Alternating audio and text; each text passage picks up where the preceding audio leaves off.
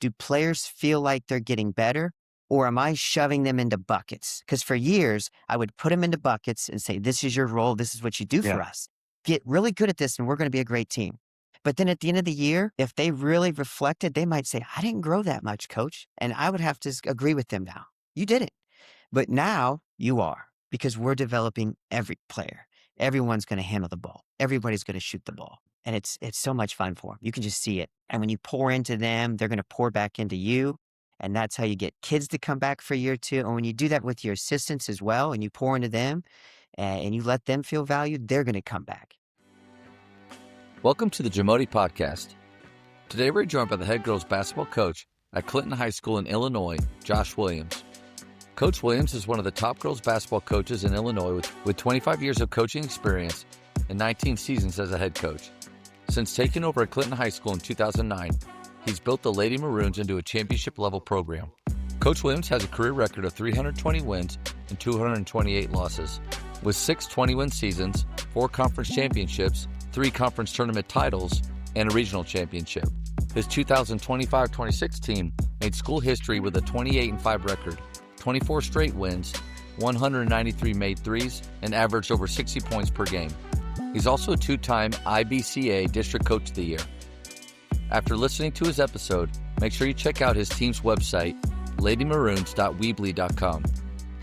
Before we hear from Coach, take a moment to subscribe to our podcast and follow us on social media at JAMODI Podcast. The JAMODI Podcast is powered by Sideline Interactive.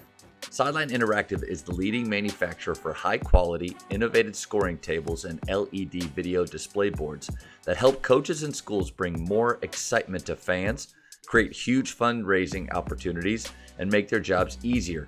Visit sidelineinteractive.com to check out their amazing products. Coach, man, thank you so much for giving up your time and doing this. This is awesome. Yeah. I can't believe it. Just Twitter, social media. It's so wild, right? That's it. Yeah, I like following just a lot of different people on X, and then something about your posts that just started, and then I started seeing them more and more. It's funny how the algorithm works. Like I'm liking or sharing, and things just keep popping up. But just loved what you were sharing with, like, things about your program, the way that you were kind of letting all of us in on what you do there, and it just made me start to look more into your program, watch some videos of, you talking about your team. And then I really, really love the way that you're showing things through Huddle. All of this is like, I'm just watching you do this. And I thought, man, like, I wish I was better at what I do, what I share. And that, you're right, though. That's kind of the beauty of the social media, but the coaching world is, you're in Illinois, I'm down here in Texas, but golly, I just can't wait to learn from you. Yeah, no, I'm excited. And I've learned so much from you and your podcast. I've probably watched, I don't know, at least 50 of them. And I've just stolen so many things, so many great nuggets, not just from your guests, but from you. And I've taken so many notes, and we're just trying to implement as much as we can and get better. You didn't have to say that, but when you responded our first time kind of talking to each other, and you responded with, "Oh man, I've watched and stuff," that kind of floored me, because, just being down here and doing this 5 years ago, my first thought was, okay, my mom and I will watch this. That was my main goal, is at least and my wife will have 3 people that watch. But no, it's just been an honor to get to have these coaches on. I learned something every talk that I get to have. And the goal is, I think I'm better now than I was 5 years ago. The goal is 5 years from now that you and I are better for our players. And I think you and I, like, there's just a lot of synergy with the way that you think and talk, even stuff like shot selection and your grading system. I was like, oh, okay, like, yeah, that's right on the money right there. So just so many good things. Yeah. And I didn't start out there, right? I had to go through a lot of failure and try to figure out our way through, kids taking bad shots. I always say the Superman cape, putting the Superman cape on, like, coach, we're down 9.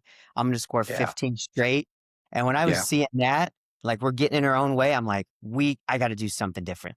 And so I just dove into pods and everything I could find online. And I kind of found a lot of answers, things that have helped us. And we've improved so much. And our culture, wow, is it way better. I went from the old transactional coach for so many years, and Now I'm so much more transformational, and it's like one of those things. And I've heard you mention it before too. It's like, I wish I could go back to some of those teams I started with Just and just say, apologize. let's do this again. Yeah, I'm way better now. I'm sorry. Yeah, yeah.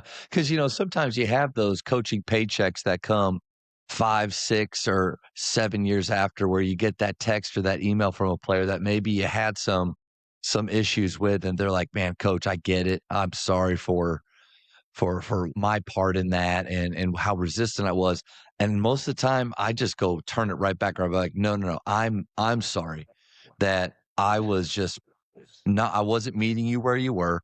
I just thought, why aren't you approaching this the way I would?" And I think we got to be careful with that too, because man, I'm 44 now. I don't even know if I really remember what it was like to be a high school player or a high school person. So Yeah. for me to say, man, I wouldn't do it that way. I would have maybe, but maybe not. And so I think just meeting them where they are, and like I love the transactional versus transformational. It's a daily goal for me as well. Yeah, I've come a long way from that, and it's just kids are a lot happier. Joy, that's the thing I take from you too.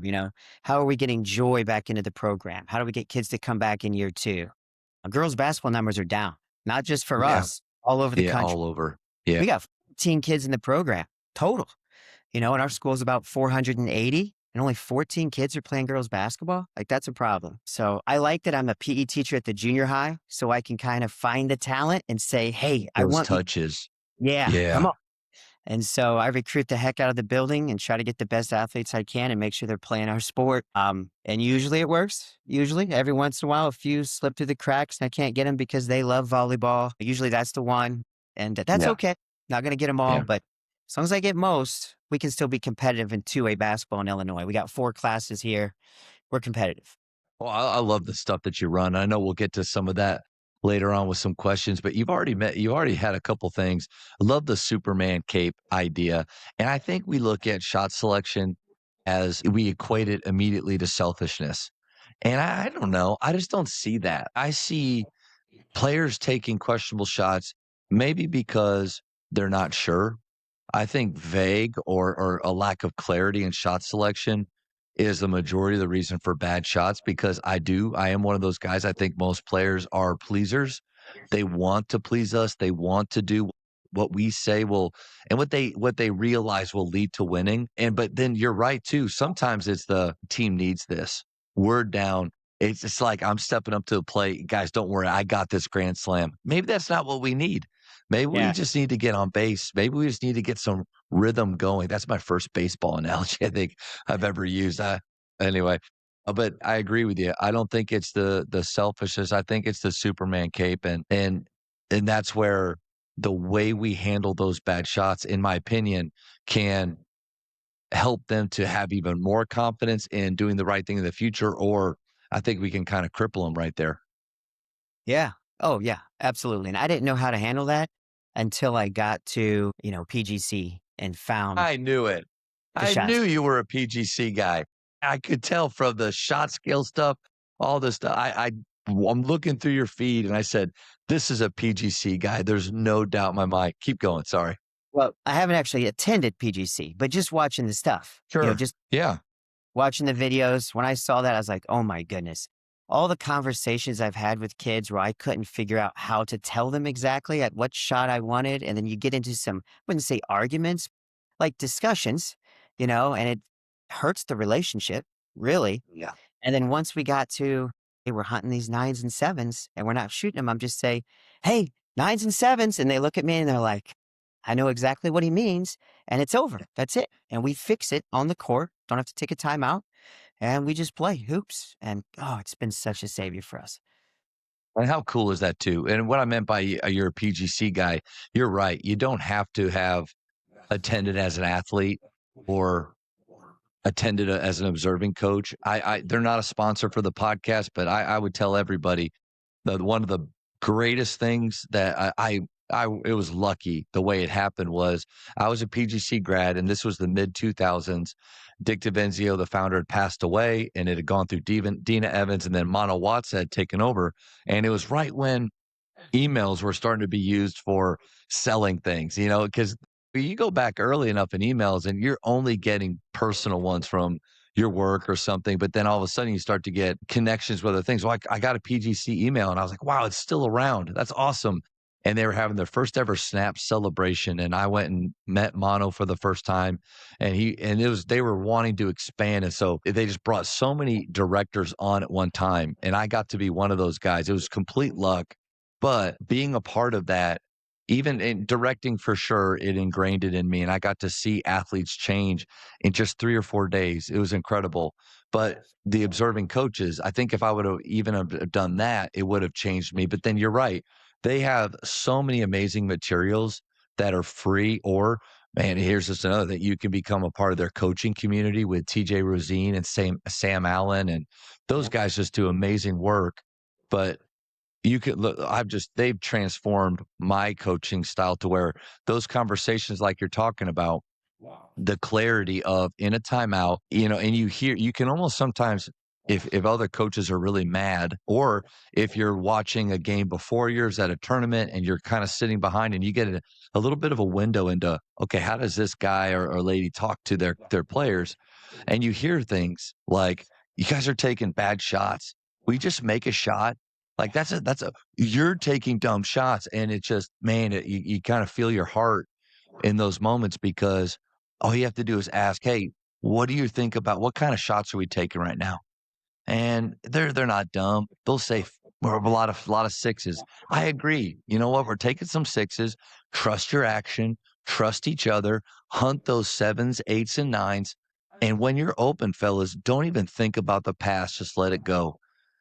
Like, to me and the other coach are trying to do the same thing. We don't want fives and sixes. But the way you go about that can make them play with this courage and confidence in the future, or we can cripple them. And then late games, instead of saying only good shots, what does that mean? To little Yeah. Timmy, that might mean when I cross that court, I'm still the good, right, coach? No, only nines right now. Loud and clear. We got that. Love it, man. Yeah. I was coaching an all-star game just a few weeks ago, and one of my assistants from 20 years ago, I had him help me out. And so it was 2 games. There were 4 teams, it's north, south, east, west. And before we started the little all-star tournament, we had a 40-minute practice. So I'm like, okay, I'm going to take this 40 minutes. I'm going to install the two-sided break and dominoes. We're going to put that in. No defense. And so we just spaced the floor. We were taking big advantage nines, big advantage sevens. Well, we get to the championship game, and he hasn't been around this system yet. He's playing kind of the way I used to play, and this is kind of new to me. And we go through a stretch where we get down like 19 points, and we've missed quite a few threes in a row, but they were big advantage sevens. And I hear him say next to me, he's like, we got to drive it. We got to get a paint touch and just get it inside. And I could just feel myself like melting. Like, I just want to tell you right now, if you go to this system, right? And I think he's going to. He's a great, phenomenal coach. And I think he's going to go to this system. And I was like, you don't want to say that, because you're just going to kill that relationship that you've been working on so long, and all the courage you've pumped into the kids all this time for months. If you say all of a sudden, after telling them we're shooting open sevens, just let it fly, and all of a sudden it's like, whoa, no, put the brakes on. Trust is gone. They lose the confidence, and you're not going to be able to build that back up quickly. I'm like, if you want a paint touch, let's call an action or something that'll get it inside without you having to destroy a relationship that you worked so hard on for so long. And well said. And I love the way that you use calling actions to get what you want without having to tell them to stop doing the other thing. And man, I was watching this video. I may butcher this. I was watching this video the other day because I'm trying to get into tagging up. Heard so many people talk about tagging up, and all these videos keep popping up. And we want to start to play more of a buckyball style. We've already been close to that, but more of a relentless basketball. We're going to guard 94 feet, but part of the big part of that is tagging up. And I was watching a guy just coach it and everything, and he had this phrase, and golly, I wish I had knew this better, but he said always, or almost always, never say always. And then he went all this thing and down to rarely, and then he finished it with never say never. And it's like all these absolutes and things that we just want to get away from because there's so many areas that they're trying, they're close, we're almost there. And I think if we say those things like no more threes, like you said, there's this wall that almost comes up. But what we can do is, especially in my opinion, when it's slow or a dead ball, we can call something simple that gets maybe you're a dynamic playmaker in a great spot to create or get what you want. But I don't know. I think we quickly go to the, hey, we're done with that. No more of that. We listen to the parents that say, stop shooting threes. And I love being the person that kind of digs, not intentionally back, but saying, oh no, keep going. It's great. But I think we can use actions like that. Yeah, absolutely. And we have those built in. I was a set play guy for so long, pretty much my whole career. And so we still install them. Like I probably had 30 sets, 30 man sets I could call. Now, I might go a whole quarter and only call one. If two-sided breaking dominoes is flowing great, I'm not calling that stuff. But dead balls, I will. Or if it's we're up fourth quarter and we just want to, hey, turtle it, slow it. We're going to burn 20 and I'm going to call one of these sets that we know, like we could wake up in our sleep and run these sets. We've pounded into them so much over all these years. But if we don't need them, we're not relying on them at all. We do the same thing with zone. We probably have 20 different zone sets we could call. But sometimes we don't need them. Just play. I love the way we're playing right now. And we'll talk more about it later, I'm sure. But you nailed something there too about, I think we got to be careful of time management with what are the things we're going to do the most with the way that you and I play two-sided break. We're positionless, so I don't even care who's on that two side, but I want that big gap. I want that big gap right from the beginning. But if the stretch is on that side because we're 5 out, not 5 out like this, but 5 out like this, right? If we're 5 out with the stretch and it's on that side, that's okay. It just means we don't have an immediate drive. We're going to have to move it because those are single gaps, and then we can fingers fan or flow or fingers fan or follow. I'm really trying to get in the ghost actions more, but all of that is just them creating like jazz. And I think when that is the way that you'll get a lot of shots, and dominoes are right in line with that. I mean, that's literally the 0-second decisions and a lot floor is lava, all of those things that we need to know and play by, then we don't have to spend a lot of time on that other stuff. And then it would go the step further. For me, it's because that's what we're going to do the most. 90% of our practice is going to be on that, with the small percent on those plays that like you said, we go to once a quarter, twice and a half. But I was guilty early on of, I'm going to spend a lot of time on the things that maybe don't, and I'll say it for coaches, this may bug people, but diving on the floor for loose balls. I love those hustle clips that you had. Those are awesome. I think we might be able to get people diving on the floor in games by just highlighting more of that in film or even putting that on social media. But practicing those things, diving on the floor doesn't happen a lot. So over the years, I've been trying, maybe that's a Chris Oliver idea or his kind of influence, but trying to get away from doing the things that don't happen a lot and maximize my time on the things that happen a ton. Sorry, just rambled there a little bit. Yeah, no, that's a good point. And I don't think you have to practice it, but I think if when it occurs, you clip it and you show it in your film review Yep. and then you celebrate it. So we'll celebrate it during our culture clips and we'll give them a little sticker, a Superman sticker. It was an idea I got from one of your female coaches on your pod. The Superman's diving out first to the floor. We show the clip, we bring him up, everyone's clapping for him. We give him a little sticker that cost me almost nothing and everybody loves it.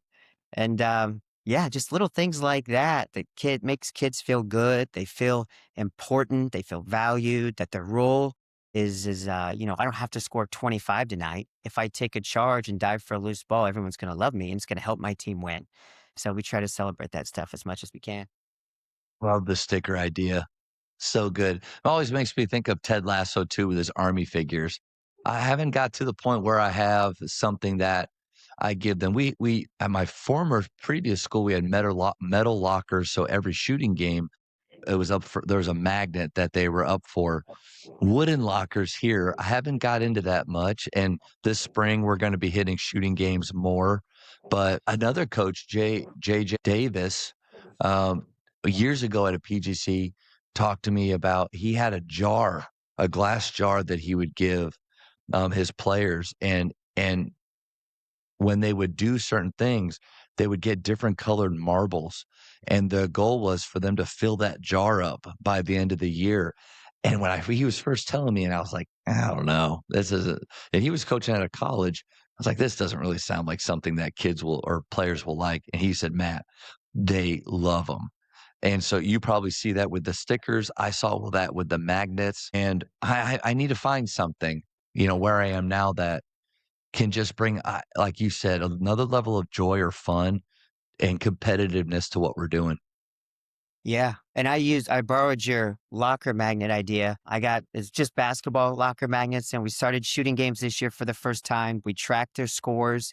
And then as they beat their high score, we would celebrate them on culture clips, call them up and give them that locker magnet. I mean, it didn't cost that much for me. And the kids love it. You see them on their lockers. Sometimes they have it on our magnetic whiteboard in our locker room up there as we're coming in.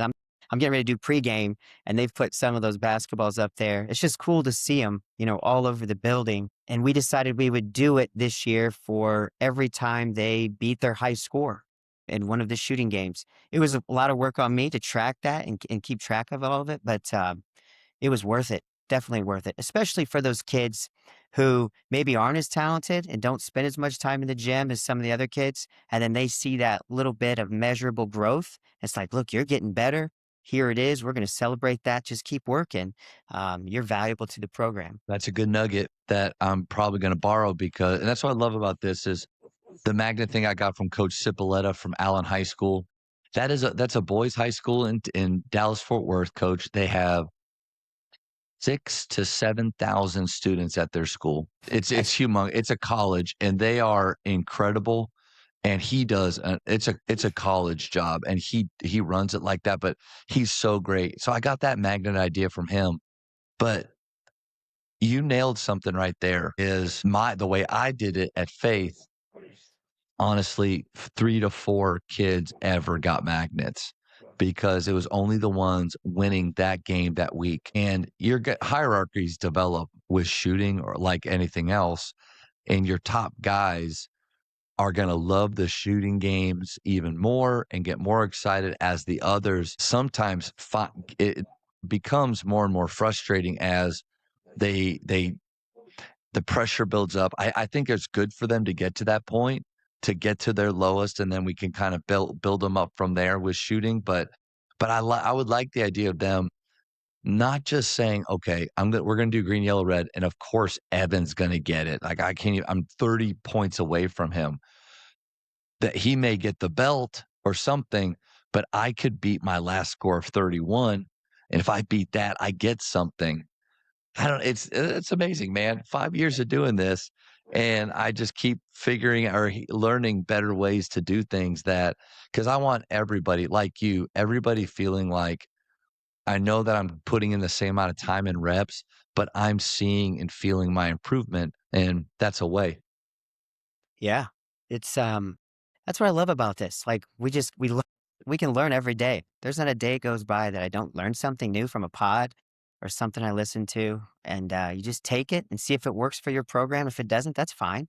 Don't do it and move on to something else. So thank you so much for doing what you do. I love the pod. So I love to start out with the idea of things that you borrowed. And golly, the first 20 minutes, you and I talked about a bunch that we've got from other people. But, going through a little bit of our preparation together, you mentioned that something that you've really borrowed the last 24 months that has helped you a ton. And what's that best thing? So I thought the best thing is probably the shot scale. That's probably number Yep. one, but we talked about Yep. that. So then the next one I would move to would be the daily themes that I've seen on a lot of your pods. So we have a different theme for each day of the week, Monday through Saturday. And we started it 2 years ago. We changed the days of the week a little bit this year just because of when the film room was available for us. So this year on Monday, we would do our wellness check-in. So I just send out a Google form on Sunday night to the players, and we're just checking in like on how sore are you? How much sleep are you averaging? What's your diet look like? How much time did you spend on your phone? Are you maximizing your ability within the program? Like, yes, somewhat, no. And then there's one question where they can just throw in anything that they want to say or anything that's on their mind or something that's bothering them. Doesn't take them but 1 or 2 minutes, just click, click, click. They submit it. but it gives us a chance to check in with them. And then it makes them feel, the coaches care about us, which we do. We love our kids. We want to make sure that mind, body, spirit is aligned and they're ready to compete for us. So we used to do that on Wednesdays. It was our Wellness Wednesday, but we had to flip it to Monday. But anyway, that's what I we did like the Monday. idea of it being on Sunday night, though. That Sunday night deal, and then it kinda gives you a little bit of time, and when you meet them on Wednesday, yeah, it to me in the middle of the week might just make it a little bit harder to hit that, may just feel like something you're checking, but I think that probably works out well.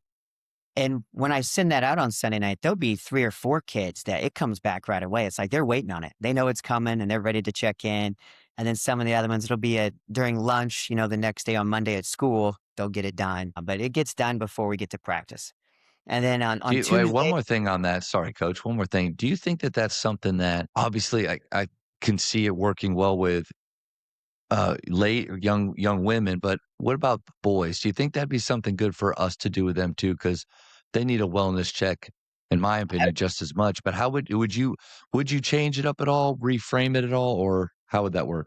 well, I will tell you this. I got the idea from, and you wouldn't know the school, but there's a school just down the road. It's actually where I graduated from. And they are one of the best football programs, smaller school football programs in the state of Illinois. And they do it. That's where I got the idea. So I would say 100% yes. Yeah, it would Like, absolutely work in your situation. number two, or next Tuesdays, thing. Yeah. yeah, Tuesday we do, we'll mix it up. It's either going to be Tuesday juice or Tuesday tea, kind of a beverage theme. If it's a juice day, Tuesday juice means my assistant coaches are going to pick 2 players, but we're not going to name them. They're unnamed. And 2 years ago, they had to get 10 positive comments, affirmations to teammates throughout the practice. So no one knows who's been chosen. So it really juices up your practice because everyone's trying to just, energize everyone else. They're celebrating people, calling people out. It's a really cool practice thing. And then when we get to the end, we just check with the assistants. Hey, did we make it? Yes, no. If they didn't make it, then they pay taxes. So there's a little bit of running, a little bit of running if they don't make it. Now, we struggled with it last year to get to 10. This year, I made it 5, and we had more success with that. I didn't want them to get to Tuesday juice and be like, well, we're running again because we're not going to make it. So I tried to make it more manageable for them. Not that I'm trying to make things easier, but I am trying to improve joy and still get what I want, which is kids pouring into other kids, you know? And then the other one, like the next Tuesday, we would probably switch it to Tuesday tea. And Tuesday tea, like the idea of a tea party, um, you're usually sitting at a round table. So we circle in the center circle in the middle of the gym. And what do you do at a tea party? You fill cups. So we fill each other up with gratitude.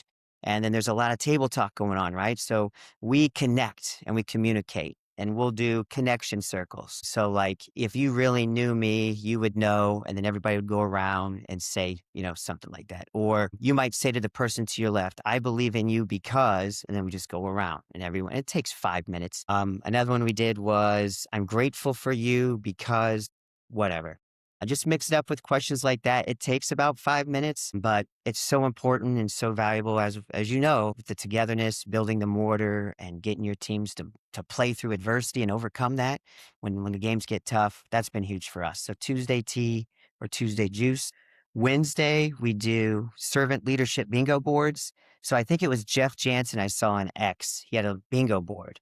So I just kind of tweaked it and made my own. It's a 5x5 grid. It's things on there like use every teammate's first name during practice. Celebrate a random teammate at the end of practice. We always celebrate somebody at the end. Tell 5 teammates why they did a great job. Choose a new partner for a practice drill because sometimes they kind of get locked into the same one. Share a part of your day with a teammate to try to make a daily connection. Things like that. And then if we get to a water break, they'll go over and check it off, or someone will just wait till the end and mark the ones they get. If they get a bingo, when we get to the film day, when we do the celebrations with the Superman stickers we talked about earlier, we will celebrate the bingos also. So we call them up, so-and-so's got a bingo. And our thing is like one pack created by culture because we play the pack line defense. So I kind of build everything off that theme. So we give them a little sticker I bought. It's just a little wolf. It's a sticker of a wolf, and they go up there and they get to choose which one they want, and they put them on their cups. But you become a pack leader, And so we don't have like team captains per se. We teach everybody servant leadership. And then that's one of the ways that we do that. So it's great. It's actually, one kid was like, that's my favorite part. I love bingo day. Like, oh, we'll make sure we keep doing that. Thursdays, we do hero hardship highlight. So I got that from Tony Bennett. I know a lot of boys coaches do that, but that one's one where, they're talking in front of the group at the end. We pick somebody out on Wednesday to do it on Thursday. And it's one of those situations where it brings people together because they're so vulnerable and they reveal stuff and there's usually crying. And it could be the hero part. It could be the hardship part. Sometimes it's the highlight part. You don't know where the tears are going to come from, but it's so emotional. And I think teammates just look at each other differently when they experience that in front of each other. And so that's really helped us come together and build a mortar. And then on Fridays, that's where we do the culture clips. So I'll clip 10 to 15 clips from games throughout the week. Usually they're positive things that we want to model. And we say, look, we did this great. See this person, this rotation. Sometimes it's an improvement clip. Sometimes we're grading our shots. So we might get into small groups and it might be like, okay, what would you grade this shot? You're a 7, 6, and they'll talk and then they'll tell us the score just so everybody's on the same page with the shot scale. And then we do all of our celebrations that day too, like the locker magnet, the wolf sticker, the Superman stickers. And then the other one is the charge trophies, which I got from another one of your guests. You take a charge. I bought the plastic trophies. They're so cheap and we just give them out and the kids love them. And then at the end of the year, we have a Purple Heart Award. Who got the most charge trophies? You win the Purple Heart Award for sacrificing your body for the team. And so that's been good. It's been good for us. That's our Friday. And then Saturday, we do Saturday show and tell. And this is a lot of pets and animals come in. Usually it's dogs. One time it was a cow. We had a player bring in a 900-pound cow. It was right out in the back. Everybody went out and saw the cow. Sometimes it's photos. You don't know what it's going to be, medals and things they've won, but very cool. Just a way to get to know people outside of the gym, outside of basketball. Because, we have freshmen, we have seniors, and they're not all in the same cliques and the same groups. So some of the kids don't know the other kids that well. So Right. I like to do the show and tell. I don't think it's too elementary. I think you could do it with college kids as well. So those are the daily themes, kind of taking those from the pods, a lot from your stuff. And it's been great bringing us together. Coach, this is a very humbling moment for me because I feel like I'm pretty intentional with what we do, and I borrowed from guys like TJ Rosine. That's where I got my daily things that we do at Midway, and they've changed even at Faith before. They've changed throughout over time. Like Wisdom Wednesdays. We didn't do Wisdom Wednesdays very much, and I actually got that Wisdom Wednesday idea from a G League team. I saw them. It was the Los Angeles G League team. And Caruso was playing with them for some reason at this point, but it's a video, and he just they bring in the whole team and they're kind of explaining it to a coach who's going to do it this time. He's like, "Hey, coach, we need you to read this, and you got to do it with enthusiasm and conviction." And so I just brought this out, and the first time you do it, you got to have the right person do it to set the standard. And Jackson Pierce from my previous school was the guy. I just knew this is the one. And so I said, hey, about a 3 or 4 line quote, have some pauses in there for effect, build it up, enthusiasm, conviction. But then we're also talking about followership there too. You got leadership, you got followership, where the rest of you have to make this guy feel like what he is saying is the coolest thing you've ever heard. And then we celebrate at the end and we film it. And then I put the caption so you can kind of actually hear what it's saying. And the Wisdom Wednesdays have just kind of taken off.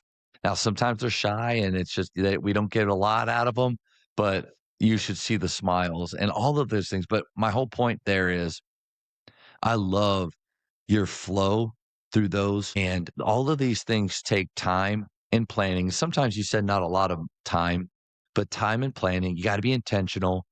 And the few things, maybe X's and O's wise, that you sacrifice for that, man, I think is so worth it. And I just appreciate you sharing so much. There's some things there that you really made me think about. I would love the big go board. If you've got that on a sheet, if you could send that to me because I want to play around with that. But Sure. just a lot of great things to think about. And I appreciate you sharing. Yeah, love to share. Couple other things, fun Yeah. warm-up games. Transforming basketball is all over with that. So I'm like, you know what? Yeah. I want kids to be excited to come to practice because in the past, we didn't always have that. Like some people would dread it. Like, coach is going to make us play defense, losers are running, you know? Shell And drill first. yeah. So we'll do ball handling and then we're doing something fun. It's a tag game. It's rock, paper, scissors, shoot. There's like 12 different things that we went to. Volleyball, basketball. We're trying to use the basketball and hit the volleyball up as teammates into the rim to make a shot. Like they love that. They all love volleyball anyway. And so That's they right. love that. Yep. That's smart. Uh, You're bringing them in. Uh, Amoeba tag where you got to hold hands and you build the amoeba and we're tagging kids and then, oh, you've got 6 kids. So you can split into 2 groups of 3 now, and they're holding hands and they're making connections while they're and it takes a minute and a half, 2 minutes. We're done. They're smiling, they're laughing, they're having fun, and they want to come to practice the next day. That has been huge. And then the other thing, the biggest thing we've done was going to the small sided games. Once I knew I was going 2-sided break and dominoes, I'm like, we're going to have to do small sided games. And then to see the kids' improvement with the shooting games that we added, just huge. Decision making off the charts, yeah. confidence off the charts. We told kids, if you rebound it, you're a pusher. You're no longer looking for an outlet. We trust you. Even some kids where I was like borderline, I'm like, oh, I don't know. I'm like, I don't care. Just take it and go. We'd tell them that. We just said, just push it and go. And then they would kind of like be like, oh, this feels uncomfortable. I'm going to throw it to this guard and up it early. And I'm like, that's fine. Like they know who they are. Hierarchies. Yeah. Yeah, I so absolutely love the small-sided games. As the season went, it started like this was and then we got to here, and it just got bigger and bigger because you can just see. I'm like, oh my gosh, these kids have improved more in a couple of months than all last season with us when we weren't doing the small-sided games. And then the shooting games, I forced everybody to shoot threes. Like we did a shooting game during our daily vitamins. Everyone's shooting threes, and we're recording the scores. We actually had a play. And I think I did put this on my ex. I went back and looked. She was year 1, year 2, year 3. She was 0 out of 18 from 3. This year, after the shooting games, she went 12 out of 40, shot 30% from 3, and made some huge ones in some big moments where people just thought, this girl's never shot a 3. And then swish, thank you. It's like, yep, everybody's shooting now. So I love the shooting games. And again, I got that from you. So I can't thank you enough.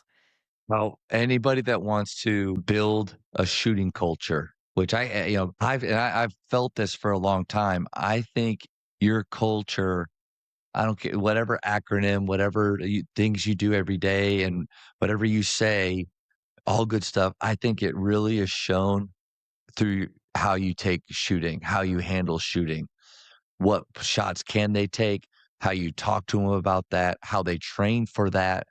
That's really, to me, the indicator of what your culture is. Because it's hard for me to imagine a team having a positive transformational culture, but yet stifling players and cutting them down when they shoot. And then how do you build like what part of the game hurts their confidence the most? It's not their defense.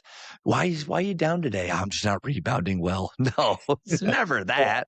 I'm just not sliding my feet quick enough. No, it's always my shot feels so bad.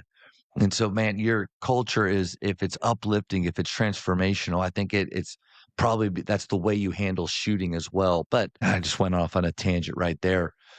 Great Keep stuff. going. Yeah, you go. Great stuff. Those are the things, I mean, the ones I wanted to share for that question. Yeah.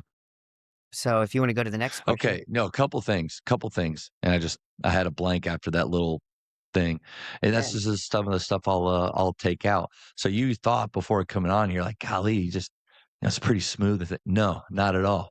Not at all. Make a ton of mistakes on this deal. But I do view it not as we're recording something, but more of like, man, I get to talk to you and learn from you. And hopefully that's how it comes off. But transforming warm-up games, love that idea. Need to do more of them. I think I years ago went to this idea of want practice to be fun. I love Hoosiers, but he was wrong. When he said practices aren't for your enjoyment. And so we want them to the best part of their day. We want it to be when they come to basketball. One of that is, and I can already tell you're this way, is we have to show up the same way. I played for a guy in college that had no clue from time, not Coach Drew, but the first guy had no clue who he was going to be every day. Living in that world is hard. So if we're consistent, that's great. Our best practices, I felt like, when we did Florida passing, which is tag. Um, Yeah. but but it's where it's two teams against each other, can't dribble it, you pass it in touch. But I saw that, like, I love the passing part of that, rather than, hey, just get across from each other, we're gonna do this. Do it in space, and that goes right along with just the constraint-led games approach rather than breaking things down and doing drill after drill. But they smile, they have a great time with that. But it's funny, that's probably the only thing. Now we would start with shooting sometimes or compete, with boys or girls, whoever. Like, man, we play Texas Fire, which is a full court one-on-one game where, man, just get them in a cage match and see who wins. Great way to start after we're loose a little bit, start practice. But I Yeah. would love to get more of the smiling and laughing and sweating through some games like that. That was a good nugget for me. Yeah, great way to start practice. I don't think I'm going to go back to what we used to do. Just 'cause we got to get our numbers up. Kids got to love the game. They fell in love with it at some point, and that's why they're here. And I think so many times, as I did, we take the joy from them. And I'm trying to get it back to that, how much they loved it in third and fourth grade. Coaches and athletic directors, Scoreboard Media is partnering with schools across the country to upgrade facilities, increase funding, and create meaningful student engagement through fully funded LED digital scoreboards. Now with custom score tables installed in just weeks, you can elevate your gym even faster at no cost. With a fully managed sponsorship program, your school receives consistent funding that goes directly to your students and programs. The result? Upgraded facilities, stronger school pride, and deeper connections with your community. Powered by Scoreboard Media. Email info@scoreboardmedia.com to get started. How many years have you been thinking like this? It hasn't been long. It has not been long. The summer of 2024. This is where the year before we went 21-12. Okay. And we had a bunch of sophomores we were playing. We were talented. And we get to that next summer. I knew we were going to have a good team. And we're playing down in this league. It's a summer league. And we're playing a lot of 3A schools. And we're getting beat. And the kids don't like it. And it's like, well, they're 3A. They're bigger, faster, stronger. And that's where I saw the Superman capes being put on. And that was the first time I started to think we need to do something different. And then the other thing that I thought back on was that year we lost the conference championship game. We were playing Tuscola. They had won like 32 and 33 games in back-to-back years. Real good team. Great coach, Hall of Fame coach. And we're up 8 points in that game in the fourth with 6 minutes to go with these sophomores. And we had these moments where it was maybe 3-minute moment where we turned it over. Things were snowballing out of control. I'm calling a timeout. They come over and I'm just putting more fuel on the fire. I'm upset about the turnovers. And we go out and you know what? It gets worse. We lose by 10. And so after seeing the thing in the summer where they had the capes on and then reflecting on that loss, and I was just like, man, we've lost a lot of championship games. So I went back and looked, and from 2012 to 2024, and this was good, we got to 17 championship games. That's great. Unfortunately, we were 2-15 in those 17 championship games. So I was like, oh my goodness, this is terrible. And so then it's like, okay, let's reflect on what I'm doing. I'm like, well, I'm not helping at all. This is horrible. So that was the aha moment where I said, I got to do something different. What is everyone else doing? And I just devoured the internet and the pods and YouTube. And I found so many solutions that have helped us. So it's been about 2.5 years that I've been thinking this way. And, we broke the school record this year for wins. We set the record in 22 we were 27-6, and we were kind of doing things the old way. But this year we went 28-5 with this modern basketball and all about culture and floor spacing and all the analytics. And it's so much more fun. And I don't even worry about winning. Don't even worry about winning anymore. Like that's not even in my brain. It's just, are we getting open 9s and 7s? That's all we care about. And I just want to encourage those coaches out here that do think that, well, you can only do that if you're winning. you can only have that environment if it's going well. This year was really it was really good for me, and it's kind of maybe taken some time to be able to say that because coming from a program where 25 wins or more the last 5 years, with different groups, but strong culture, shooting culture, love being in the gym, and just great young men, and it just felt like it was kind of rolling. And then coming here and things just being different from the beginning, but then trying to instill all of these uh, the processes, just the daily rhythms and norms that we have to where, hey, guys, remember, hey, today didn't go great, but tomorrow we get to come in. We're going to do skill work. We're going to celebrate each other. We're going to work really hard. We'll spend a little bit of time watching some film, become students of the game.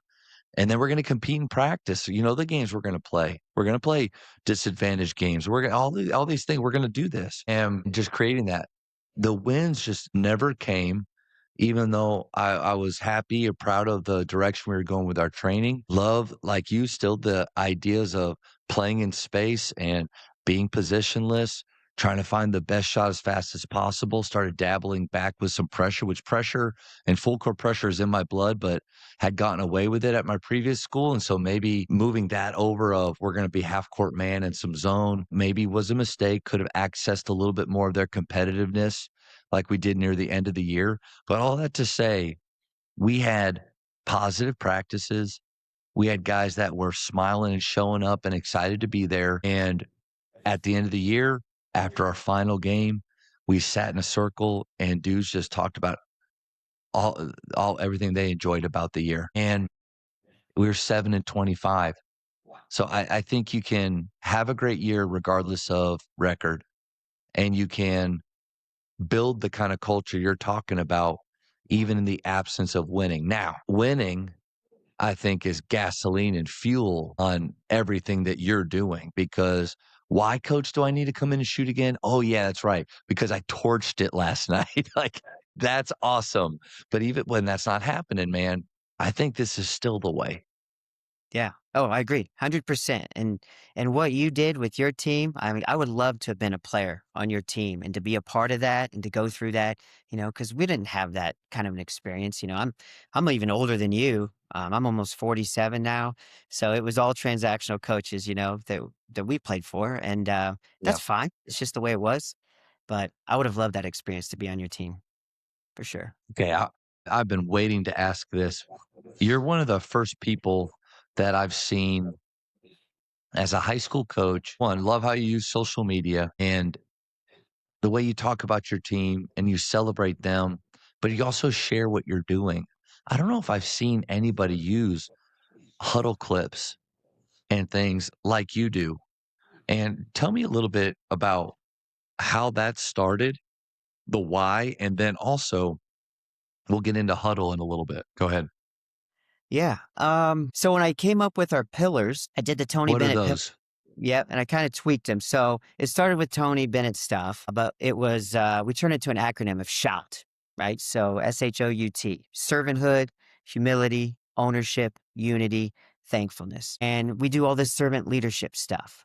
So as I'm trying to get the kids to become servant leaders, and it's one of our pillars, and we always relate, we have a thought of the day every day. I have a different thought, and it always ties back to one of those pillars, every single one, and they're always different.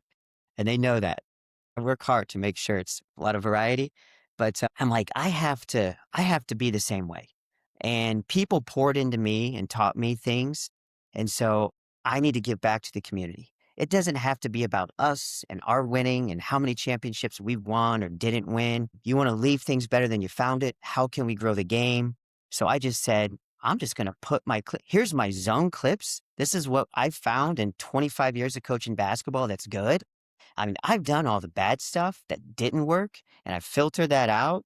Here's the goodies, clipped it. And then the original point was now I can send it to my new players coming in and say, hey, when you're bored, just take a look at the sets. They're right here. Because not everybody can read our fast draw. They're like, what does all this stuff mean? Even when you try to explain it, it's like you're looking at, a different language. So give them the fast draw, but then we also give them the videos. And I said, I'm just going to start sharing it with everybody. And there's probably a coach or two, maybe someone local that might see it and say, hey, I like that action. I'm going to steal it. And that's the point. make it your own, tweak it.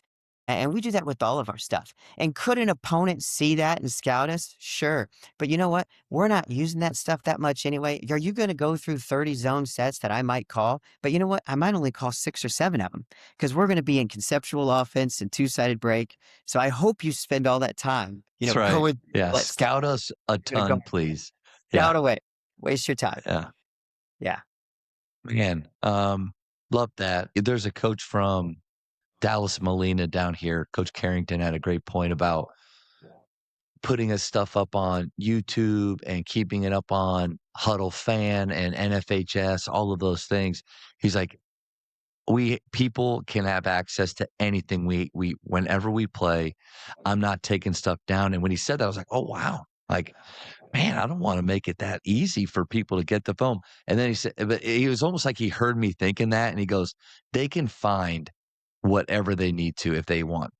Like they can ask people like in this. I may make it a little bit easier, but what's the point? And I agree with you. I think just the idea of the secret stuff. Dick DiVenzio wrote a book that, did you hear that? I just broke something. Only One Way to Win. Dick DiVenzio's, it's about his dad. And his dad was about as opposite of Dick DiVenzio as anybody that I can't believe that this guy had Dick DiVenzio as a son because, I mean, PGC's culture and all that stuff, Dick created that. Like he was, and his dad was the opposite, but his dad he said there's only one way to win and it was his way. And he wouldn't go to clinics. He wouldn't share anything with anybody because he wanted to keep it all secret, And it's just kind of one of those ideas of, I think obviously social media and technology changes that up, but I like the idea too of with our training and the things we do, putting it on Midway_hoops every day to let people see, man, this is what it's like at our gym. Golly, like we were doing Pistol Pete stuff today where flip roll, clap catches behind the back. And I had one of the guys mic'd up. And so his mic'd up video is going to be out because I want people to see like, what is it like to be there every day? And golly, they're having fun and, and training hard and smiling. But I don't think there's anything wrong with letting us in. Yeah, no. And I think some parents probably appreciate it too, right? There's some dads No that doubt. they know the game and like, what exactly are we doing here? So it's like, here you go. This is it. If you want to know what's happening. And we try to explain that in the parent meeting, all this stuff as well. But it's nice to have videos to go with it for sure. Great point about the parents. And I think they're one of the main stakeholders like Tyler Costin talked about. You got stakeholders in every player's life. Their friends are a stakeholder, their skill coach, their select coach, us and their parents are one of the main, their family, the main stakeholders. And so many times I feel like we just focus on explaining our culture to the player, but then we don't touch those other stakeholders that are pulling on them. And what ways can we bring them in? Obviously, have them to having it practices. That parent meeting is huge, setting the tone there. Weekly emails and messages that let them hear about what we're doing. But social media, I believe, is another great way to promote and show and let them know that, yeah, this is more about basketball. My son is being trained, and it's not just about the main best players. I just saw his get to know picture the other day. And then the two freshmen are getting on there. If we're not using that as a weapon to show our families really what we're about, that we're more than just about those 32 minutes on Tuesdays and Fridays, then man, I think we're missing out. Yeah, no, you're doing a great job. And we try to do the same thing with our team Facebook page. And we put it up there as much as we can and try to celebrate the team as much. I used to put in there, like I would do a reflection of the game, and I used to always break down the scoring. But then I said, you know what, I'm going to just stop doing that. I'm not going to put the individual scoring in there because then it was getting back into our heads of, well, coach is going to post this. And now we're looking at the side panels, do I have 23? So I stopped that. It's just all team. And I think that's helped a little bit. Man, I feel the same way. I do the game recap. Usually I do it the next day because either with Huddle statting it or just it takes that graphic on Photoshop takes some time to put everything together. But I like that idea of not really highlighting individuals, but then there are those players that do want to play at the next level, but I don't just wanna highlight one. So at my previous school, it was big Lions on campus. Now it's big Panthers on campus, and it's the top 3. And sometimes the top scorer is kind of at the front, but then you've got the other guys, and sometimes the scores aren't very high, but maybe they had a huge rebounding game. And then there's that little part over to the left where, a double-double. He had most assists in a game that he's ever had before, and, you're just trying to, like, pepper in all that stuff, but all of that is just it's like beating our families in a positive way over the head with everything that they get to be a part of here.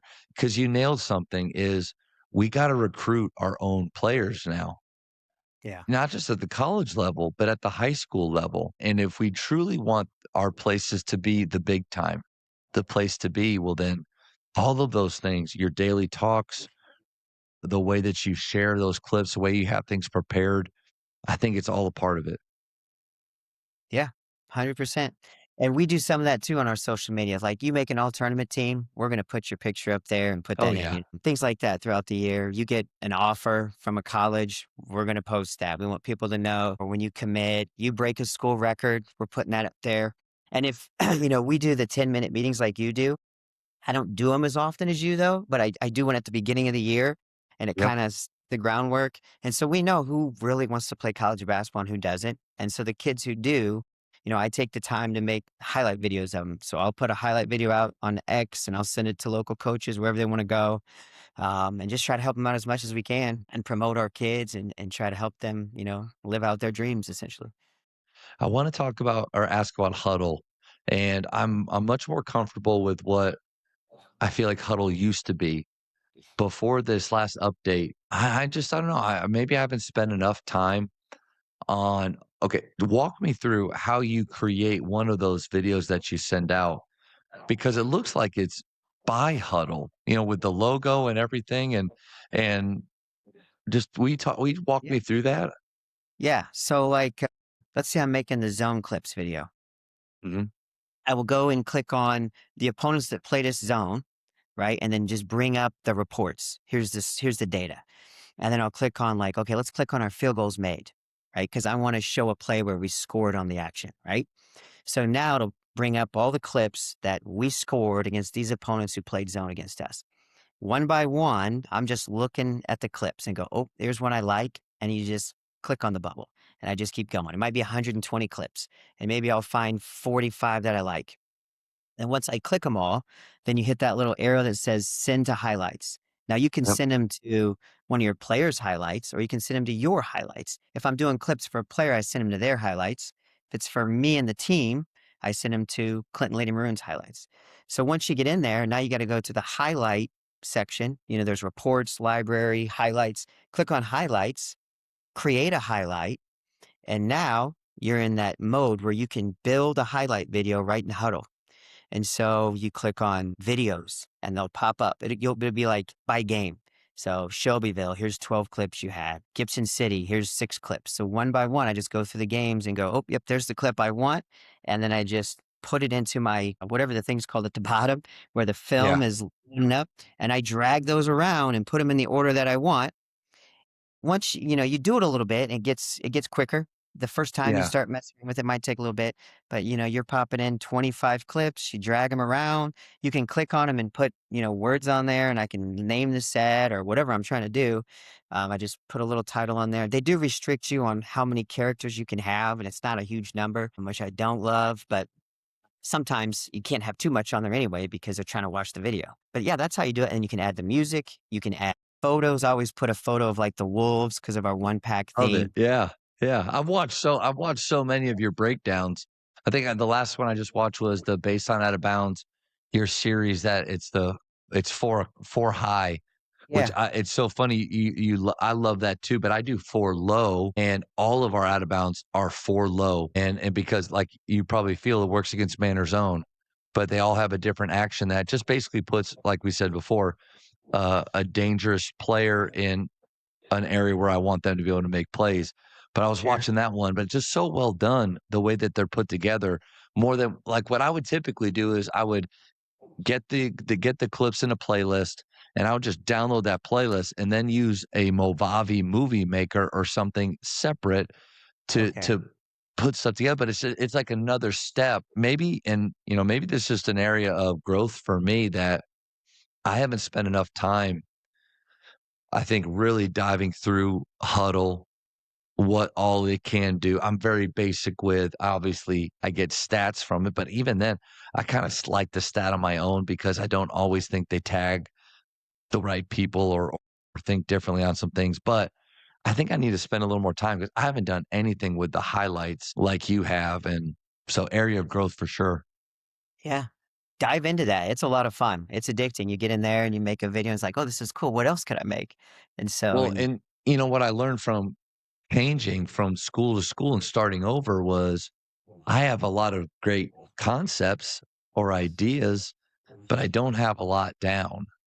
I have one sheet that talks about our flow. It's 3 pages long, but it maps out our flow. But I couldn't just really say, here's that concept, and oh yeah, here's 5 clips that show it really well.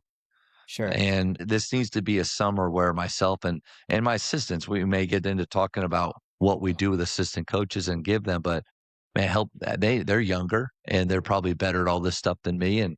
But that is definitely something where you've inspired me to grow. So yeah, I'd love to hear about culture building activities. I think you agree that it's never just one thing that you do. Culture's every day. It's how you do everything. But there are some of those things that you can do to, I don't know, maybe like springboard it or bring it if you feel things are moving in the wrong direction, like my IUE talks or what we do to kind of bring us back together, get us centered again. What are some things you really like to do? So we started, we call them Mortar moments is what we call them now. And it's team building things that we didn't do before, but in the last 2.5 years, we've added a lot to it. And we'll do a couple a month. And the one of them that I really liked was, so we started out the first day of practice 2 years ago. It was, the theme was, it's all about the mortar and we must unite. And I brought in some bricks from home and stacked them up. And we talked about when adversity hits us and our brick wall falls over, if there's no mortar there, these bricks are going to scatter into individual pieces, which is what our kids were doing in that summer game I was talking about. They're just going their own separate ways and trying to beat us. We've got to find a way to get some bonds and some connections, the mortar to keep these bricks together. So when adversity hits and we fall, we stay united. We can then lift the bricks back up. We can continue to fight through adversity. That was the theme. So then we took that and made it a scavenger hunt. So I have an assistant who's got a pretty big piece of property. He's got a bunch of woods out behind his house. So we took these bricks and we put every kid's name in chalk on these bricks and we just hid them out in the woods. We split the team up into 2 teams and we did it at night. So it was a flashlight scavenger hunt. They all brought their phones and they got their little flashlight on and it's like ready, set, go. And they're out in the woods trying to find the bricks that had their names on it from their team members. And they got to run them back to the home base, which was his back porch. They had so much fun. There was laughing, smiling. And then we gave the winners some hoodies. He's an insurance salesman, so he had some extra hoodies I'm like, yeah, let's give them to him. Give him some. It was so much fun. And there was a campfire and, we just did that thing. Great connection. And then I wanted to do your idea of the lock-in, but I didn't want to commit to that like overnight. And so I was like, look, we're just going to do 90 minutes, come over to the junior high, we'll go into the commons and let's do some fun activities. So there was some that I liked that I wanted to share. One of them we did was a portrait gallery. So every kid got a piece of paper and they put their name at the top and we had some colored markers out there and we're like, okay, pass it to the person in your left. So now you've got 15 to 20 seconds to start drawing the person whose name is at the top. And then it was like, switch. Then they pass it to the left. So 15 to 20 seconds for each kid. It goes all the way around. It comes back and then they get their final result. And it is hysterical to see that picture. It looks like it was, drawn by my 8-year-old, but Right. hilarious. Very, very cool. And they loved it. Smiling, laughing, brings the joy back in. We did like a puzzle race. We put them in groups, gave them a really simple puzzle. They had to use their left hand only, weak hand only to build the puzzle. And only one person could talk. And they were trying to help coach the Like group. Survivor. Yeah. Yeah, and it was actually younger kids that won that game. We did a little 3-question mingle. Positive paper plates was one where we put a paper plate on their back, and then they just went around, and each kid wrote something positive about the person, until everybody had this plate full of all these positive affirmations or things that they respected about them. We did a best and worst. So like they would put a question: "What's the best pizza you've ever had? What's the worst injury you've ever experienced?" Whatever. And we put them into a jar. We went around the table. Everybody would pull it out and just get a random one, and they would just share. A great way for us to share things outside of the gym. We did a role play post practice, like mock interview. So it's post practice, someone's interviewing them, and they were talking about shell conversion and my assistant not calling enough fouls and all that kind of. It was hysterical. Great moment. Great little team lock in. It took us 90 minutes. And those were kind of the things that we just went through that night, and played some music, had some cookies and some drinks. And we do other things too, but those were two of my favorites. So yeah. Coach, where do you come up with all these things? So once I got the idea of, like, from you and the pods, I just like go on Google and I just look for like what are simple minute to win it type games, things like that, Yeah. or what Yeah. games leadership. And there's people out there who have, here's 100 things you can do. So I'm going through it and I'm like, oop, I like that. I like that. And then I just find the ones that I think fit me and my kids the best. And we just say, let's do it. Here we go. So a little research, Walk, but walk me through. Walk me through. So a day where you're going to do one of those things. When you practice, like what does that day look like? Because I want to, for me, the whole idea behind doing this podcast is it's not just what you do, but how you do what you do, right? That separates. And so, how do you actually go about infusing those things with all the other stuff that you have to do in season? well, they really don't have a choice, right? It's like going to practice. You got to be there, number one. And I put it on the calendar. It's right there. You knew it was coming. We're going to be at the junior high from 6 to 7:30 on Saturday night. We would practice, like, usually we're 8 to 10 in the morning on a Saturday. And then it was that night. We just come back together and we meet there and we do it, And then if they look on their calendar 2, 3 weeks later, boom, here's another Mortar moment. We're going to this player's house for a movie night. Here's another one. We're going to go to Mortar this other moment. player's house we're going to do hot dogs and chili around the campfire. And everybody's got to answer these 2 questions that we're going to share. We did a team breakfast. We went to a University of Illinois women's game. They played USC. All the things that everybody else does. And you just try to get it on there. And then if we have a kid who's playing in college, at a local college, we'll try to schedule that and we'll take the team and go watch them play. So we have a couple of all-state guards this year that are going to go play JUCO, not too far away. So we're going to definitely look at the schedule next year and try to get the team to watch them, and support them. It's a great idea too. Didn't think about that, and so many things that I've never thought about. And I love the idea of the Mortar moments. My last school, because it was a private school, we were all kind of spread out. And so they loved the idea of eating meals together. And we would just try to do it right after a Wednesday practice or a Thursday practice. And the parents would come up, we would have the food already waiting for us as soon as practice was out, we'd go eat. Some of my favorite moments and memories are just sitting there listening to them talk to each other about random stuff. And they even, this last group that I had at Faith, they would just point to a guy and say, all right, start us off. What's the question? And it would just have anything random of favorite superhero or what would your favorite superpower be? But I'm just sitting there listening to all of these guys. Well, I kind of just, again, going from there to Midway said, we're going to do team dinners, but we're going to have them at the school right after practice, make it simple. And then one of the senior parents emailed me very respectfully and said, we did this last year but we did it at our homes, and the guys just absolutely love it. They play video games, they stay for hours.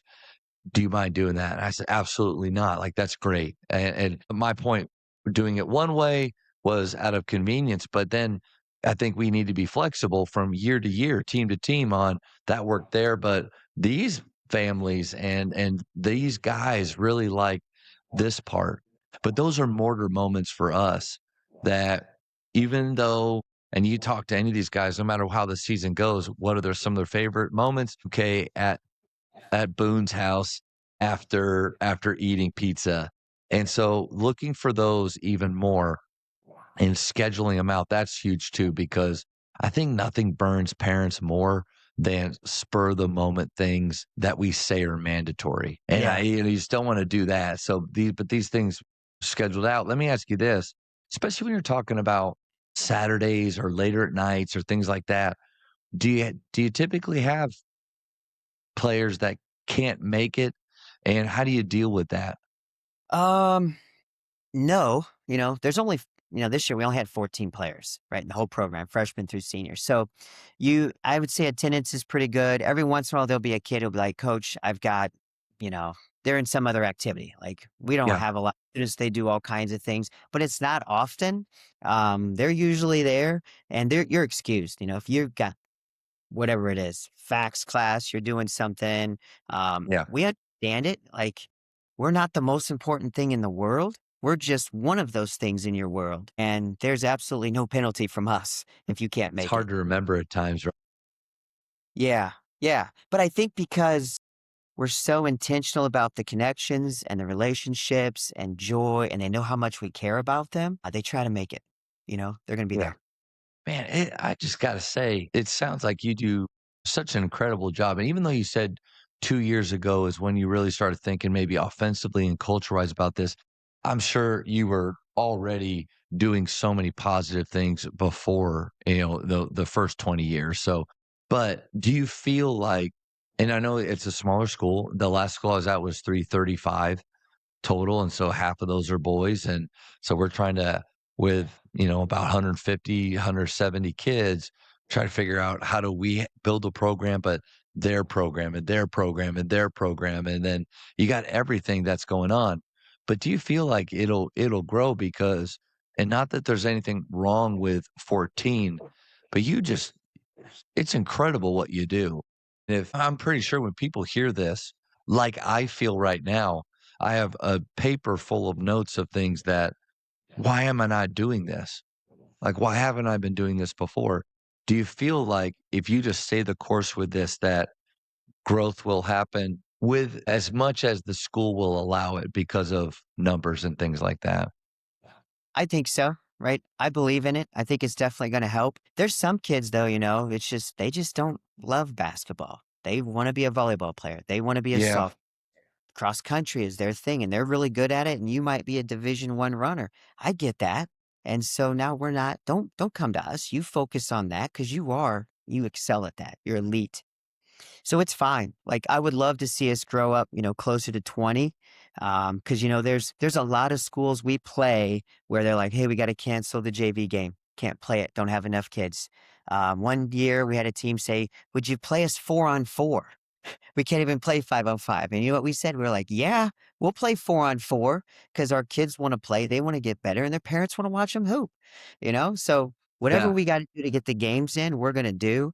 Um, but we always play it. We haven't canceled one yet. And you get some injuries, you're down to 11, 12 kids. It can be tough to play 2 games in JV and a varsity. And it's like, but we do it. Some teams want to shrink the quarters for the JV. Can we play 5-minute JV quarters? Whatever you need, we'll do because we want to We play. will play. We will Yes. play. Yeah. Yeah. Do you need 2 of our people? We will send. No, Right. you know. Yeah. Let Yep. me ask you this, because I've felt this a little bit over the years of, man, I feel like it's a good environment. I feel like we show up the same every day and a smile on our face. We want our players to know that we care about them more than just as basketball players and what they can do for us on the floor.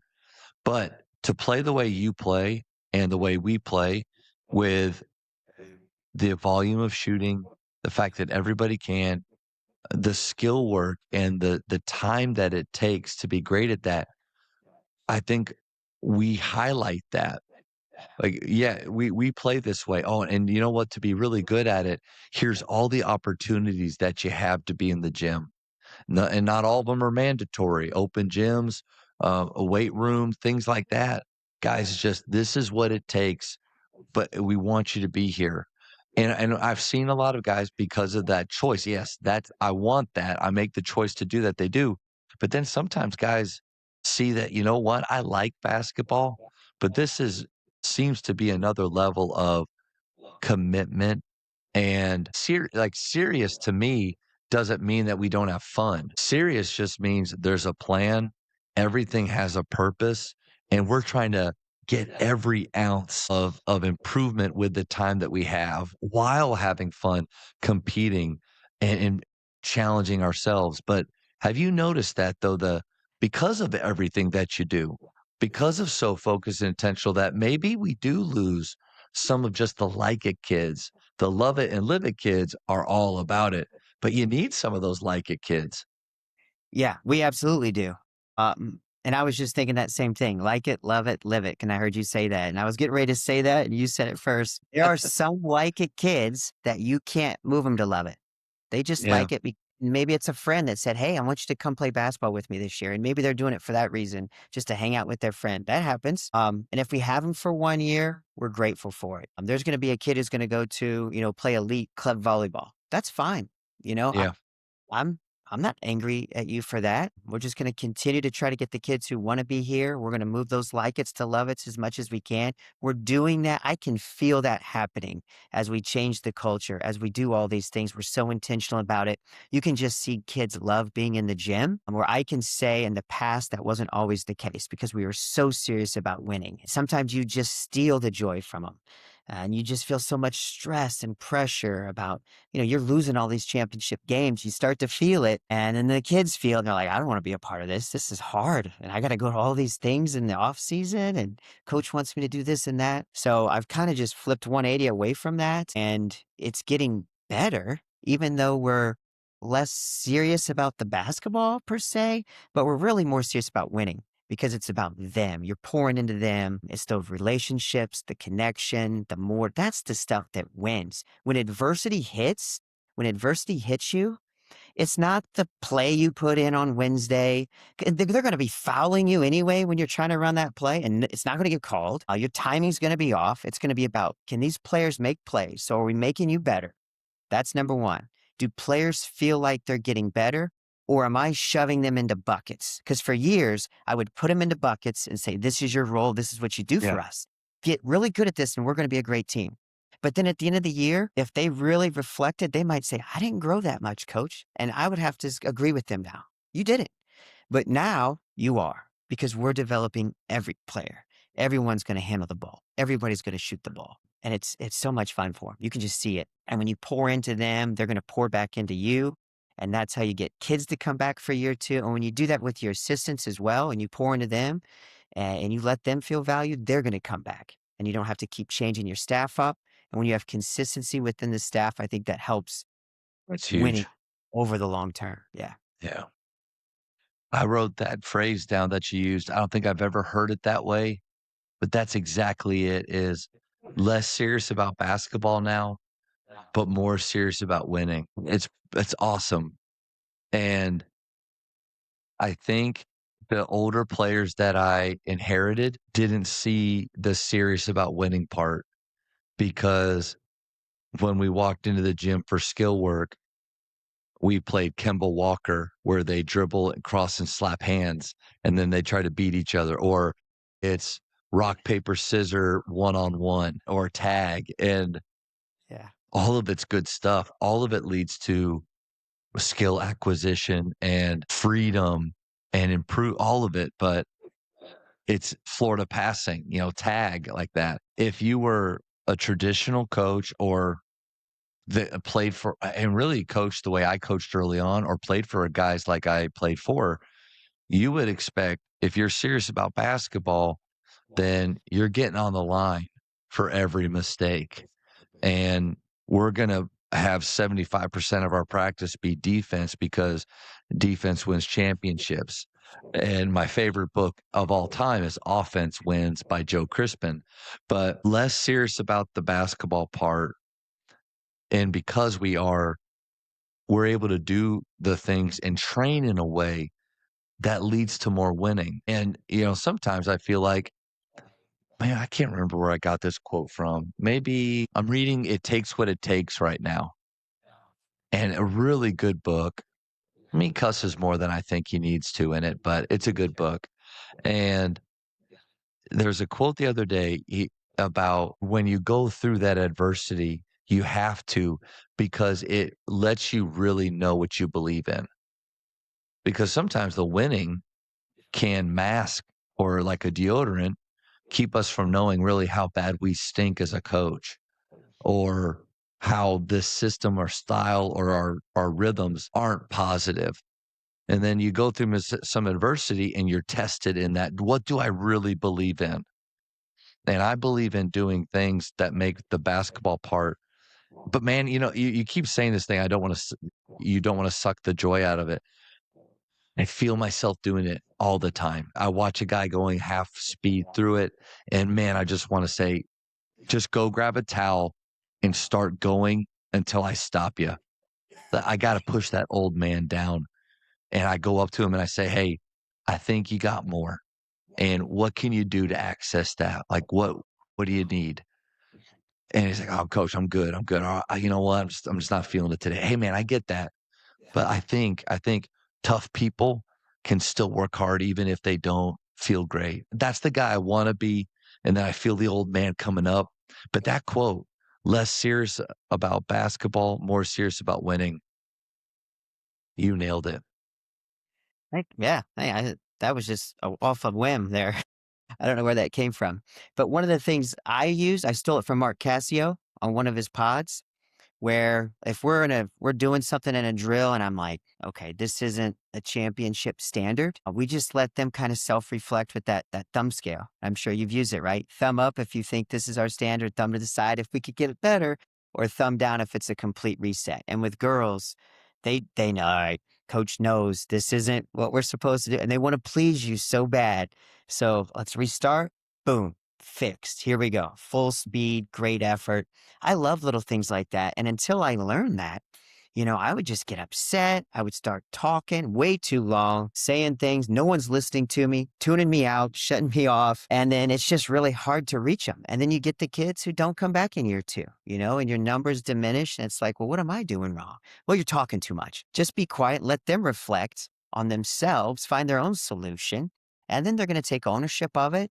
And they're going to do what you want them to do.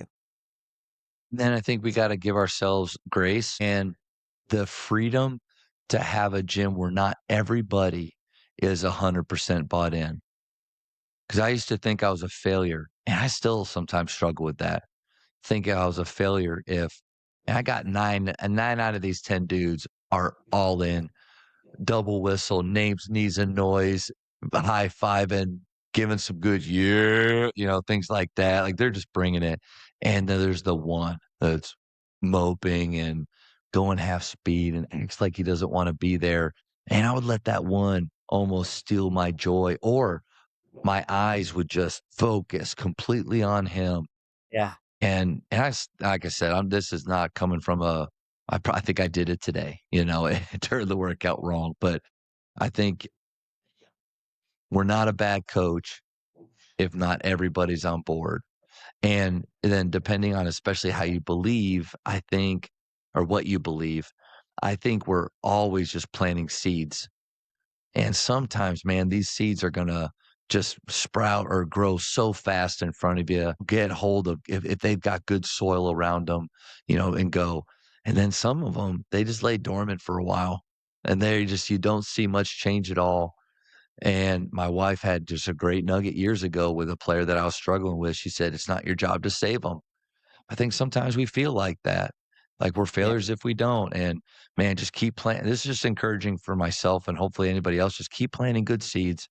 And those coaching paychecks, like Ty Compton said from, I think, Pike University, he said those are the coaching paychecks where we really make our money, is when they're later on in life thriving, or they email or Facebook or text and say, "Man, I get it now." Yeah, there you go. There was a little anecdotal story in The Twin Thieves. Did you read that book? Love it. And Yep. about the bamboo. Fear of and how, failure, fear of judgment. Man. yeah, yeah. Your story made me think of that bamboo story where it's growing underground. You can't see it. And then in 3 months, boom, boom, boom. Yeah, it just sprouts up and there it is. And they get it. Yeah. Like that's But the so funny true. thing is we teach our players about that, hey, fellas, like, or ladies, learning about shooting or becoming a better shooter, How long does it take? It takes what it takes. I like to show this video of this, and I do it every shooting clinic that I ever get to do, but it's this big boulder, and it's got metal stakes all the way down the middle of it, and there's this guy, and for about a minute, he's just pounding this boulder, pounding it, and he goes all the way up, all the way down, and you hear it start to creak a little bit and crack, and he pauses, nope, and he keeps pounding, keeps pounding, keeps pounding, and all of a sudden, I mean, this boulder is massive, the size of a truck, and it splits in half, and I always ask him, which hit did it? Which one? Some people say the last one. Well, okay, did he just get extra strength right there or muster it up really good? No, it's all of them together. When does shooting happen? When do I become more confident? When do I start seeing more makes? Because you can keep telling them, "Oh, you're getting better," but if they don't see the makes, it's kind of hard to have that belief, and it just takes what it takes. We tell our athletes that, but then sometimes we I don't know if I think that way myself. I think I wanted to come into Midway and immediately win 25 games, average 80 points a game, and make 15 threes a game. And, like, who says it's supposed to go like that? Right. It takes what it takes. So the patience that we try to instill in our players, I don't know about you. I think I need to remember that myself sometimes. Yeah. No, that's a great nugget. I'm going to take a note of that. Very, very, very good. It does take what it takes. It's not yet, right? We're going to get there. We're just not there yet. Yet. Huge. Yeah. Yet. Coaches, want proof your players are working? Bology tracks every shot and generates workouts on the spot. No more guesswork. Train smarter today. Download the free Bology app. And that makes me think of, okay, I'm not going to break another picture. Don't break Legacy builder. Okay. What's the guy? Trains Damian Lillard. Really good skill coach. Is it Beckner? Phil Beckner. Nice. Thanks. Phil Beckner sends these out, and his talk was great, just about building skill and how to talk to players through that stuff. But in this book, the story is basically he goes to his old football coach because he's struggling in life, and his coach takes him to other people, and every person teaches him a lesson. But one of the big nuggets from this is changing the words "but" to "now." Every time that you say, "Hey guys, like I really like the way that we were tagging up today, but we got to be consistent with doing this," and it takes away and negates. But you could say the same thing, guys. I really like the way you're fighting for your feet. Now, let's increase our speed. Yeah. Let's get our hands ready. And as soon as leather touches our fingertips, let's flow right through and not even think about it. What a huge game changer just by changing those two words out. It makes me think that we've got to really focus on how we're saying the things we're saying. Yeah. I actually had a question that I sent out at the beginning of the year. I asked them in the Google form, I said, how do you want your feedback? Do you want it with an assistant coach off to the side? Or are you okay with me correcting you in front of the group? Okay, because even the kids who say, "Coach, it's okay to correct me in front of the group," when I do that, I get the body language looks telling me, "Coach, I hate you right now." You told me. Yeah. So I tried that. I got that from a podcast. The guy that used to work with the Seattle Seahawks, he worked with Coach Carroll. He's a leadership guy, and he does a pod. He's got a bunch of YouTube videos, but he said the Seahawks would do that. They would pick their gateway for how they give feedback. So I tried that. And I did have one kid who did say they wanted it off on the side. They didn't want to be addressed for the team. So little things like that can No help doubt. kids feel cared for. We're going to try to do that and go the extra step. I think it's super wise to, especially with our sport where it's smaller numbers. In we only have 5 on the floor. At the max, we got 15 on a team, right? And so because of that, we can individualize this so much to really get to know how each communicate. And if you had a group of 20 and then another group of 20, it may be hard to treat them all different with how we reach them and communicate. But with ours, man, I love that idea of like, what's their gateway? When starting out with PGC, I got to witness Chad Sanji direct a bunch of sessions. And anybody that's been to PGCs, you probably know that name. But one thing he would ask, it was unfair to watch him because not only does he know basketball, he's a comedian in his life.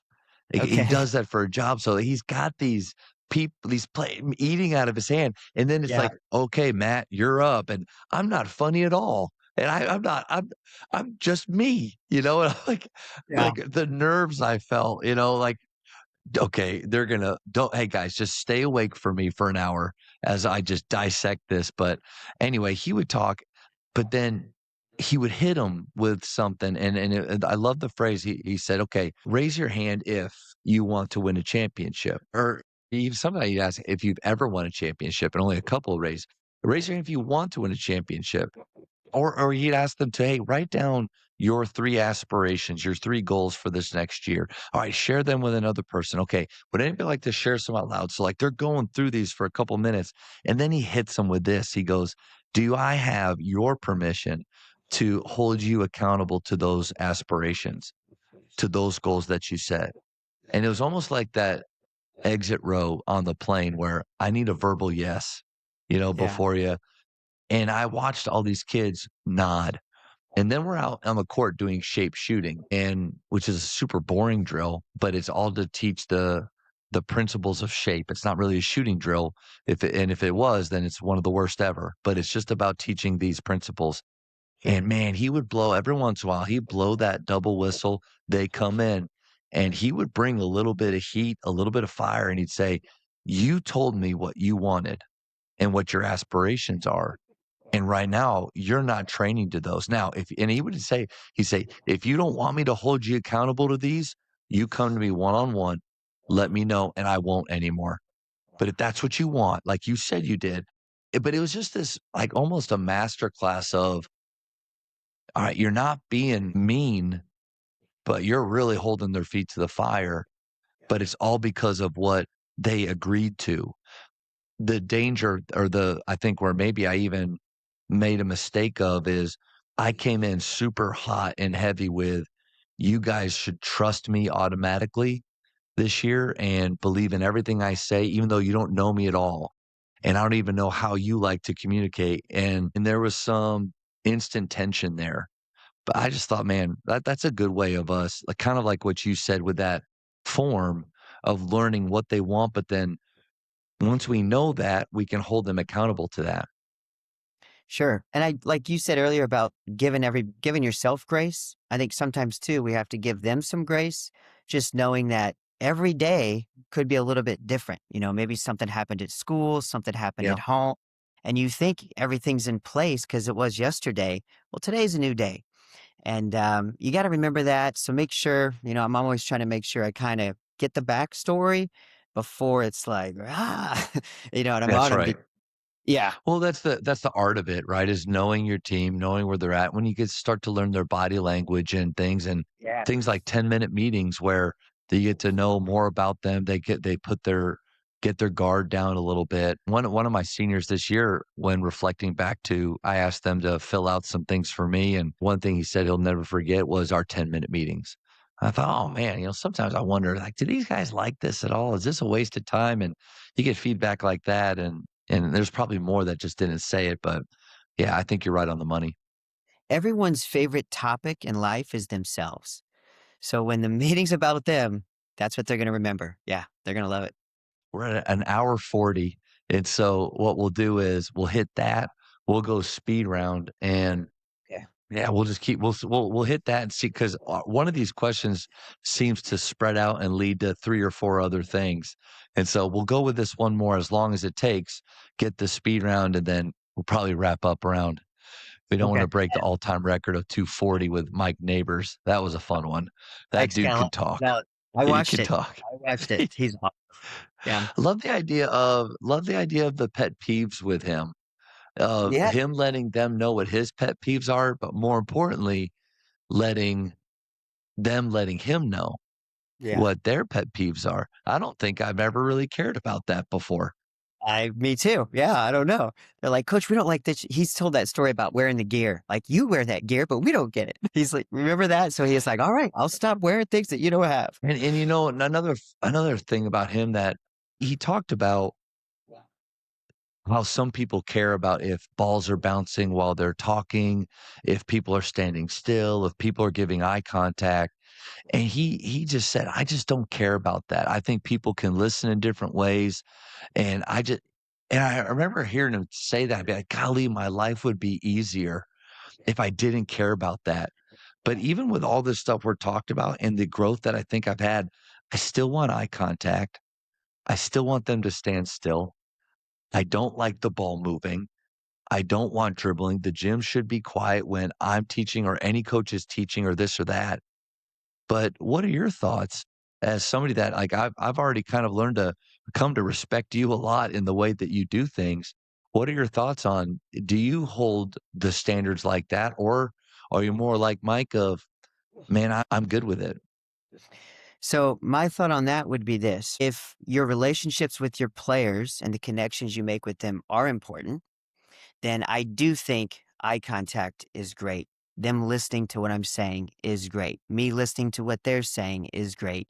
We build respect. We're building mortar. Those are opportunities you don't want to waste in a practice. You only get to see the kids for 90 minutes or 2 hours each day. So we really got to multiply the impact we have when we're there.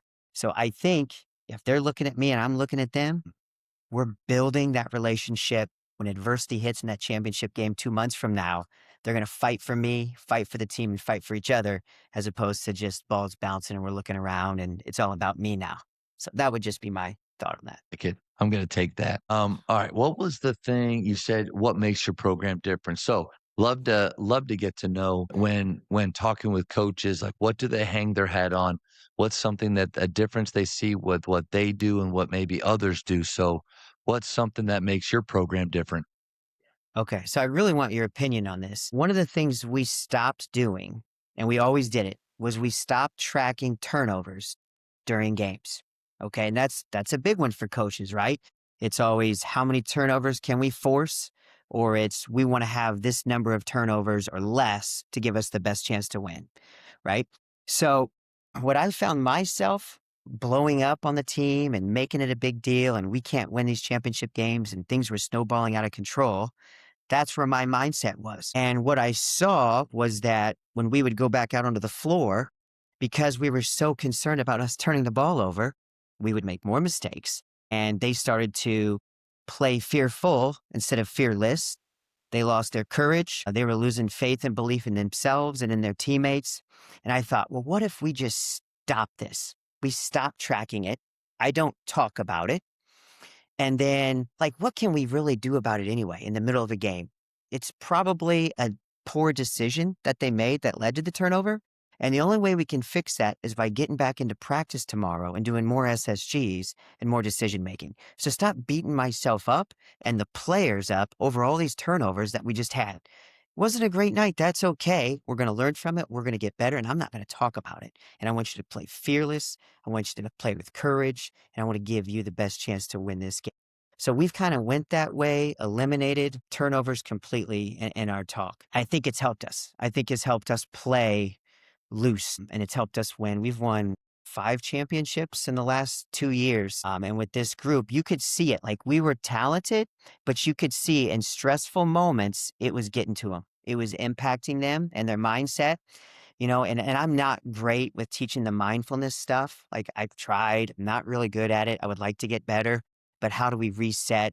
We do a lot of the talking about above the line, below the line responses to what's happening. What's the next Getting to best thing? neutral. Getting a good idea is how do we get back to neutral right now? This happened. Okay, now what? Yeah. Yeah. Yeah.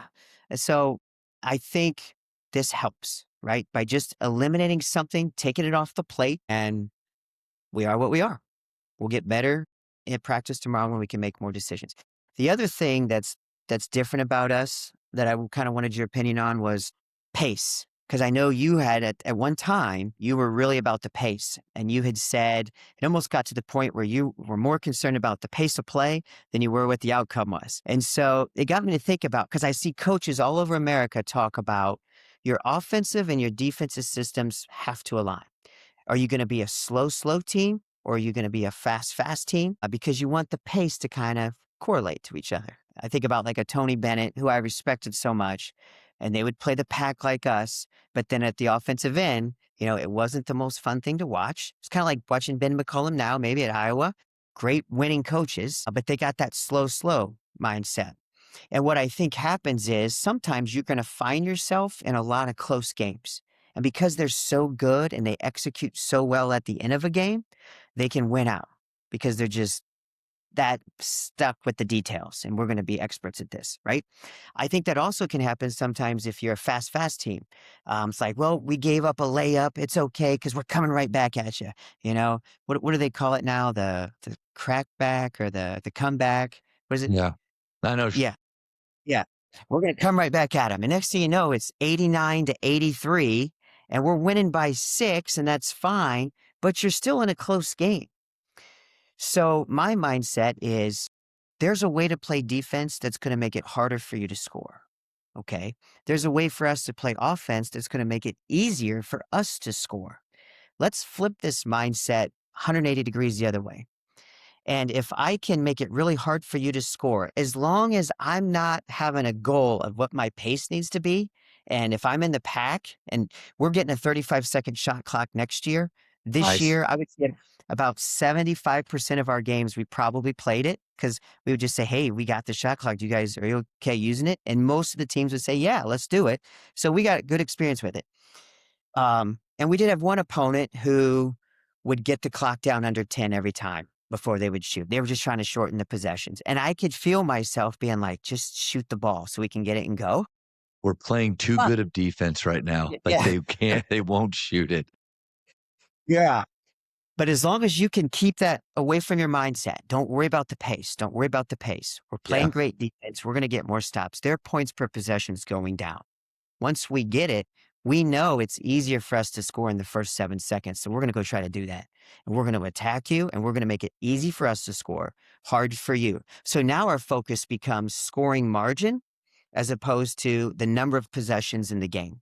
And what we found is that we won our games this year by 20.2 points per game. Last year we won by 17.4 per game. But what happens is you're in fewer close games, which eliminates stress, and it leads to more wins for us. So it's taking something else off the plate of our kids. It's less stressful situations for them to be in, although you want to be in some of those games. You want some stress. You got to have that because a title game is usually going to be that. But that's kind of where I'm at.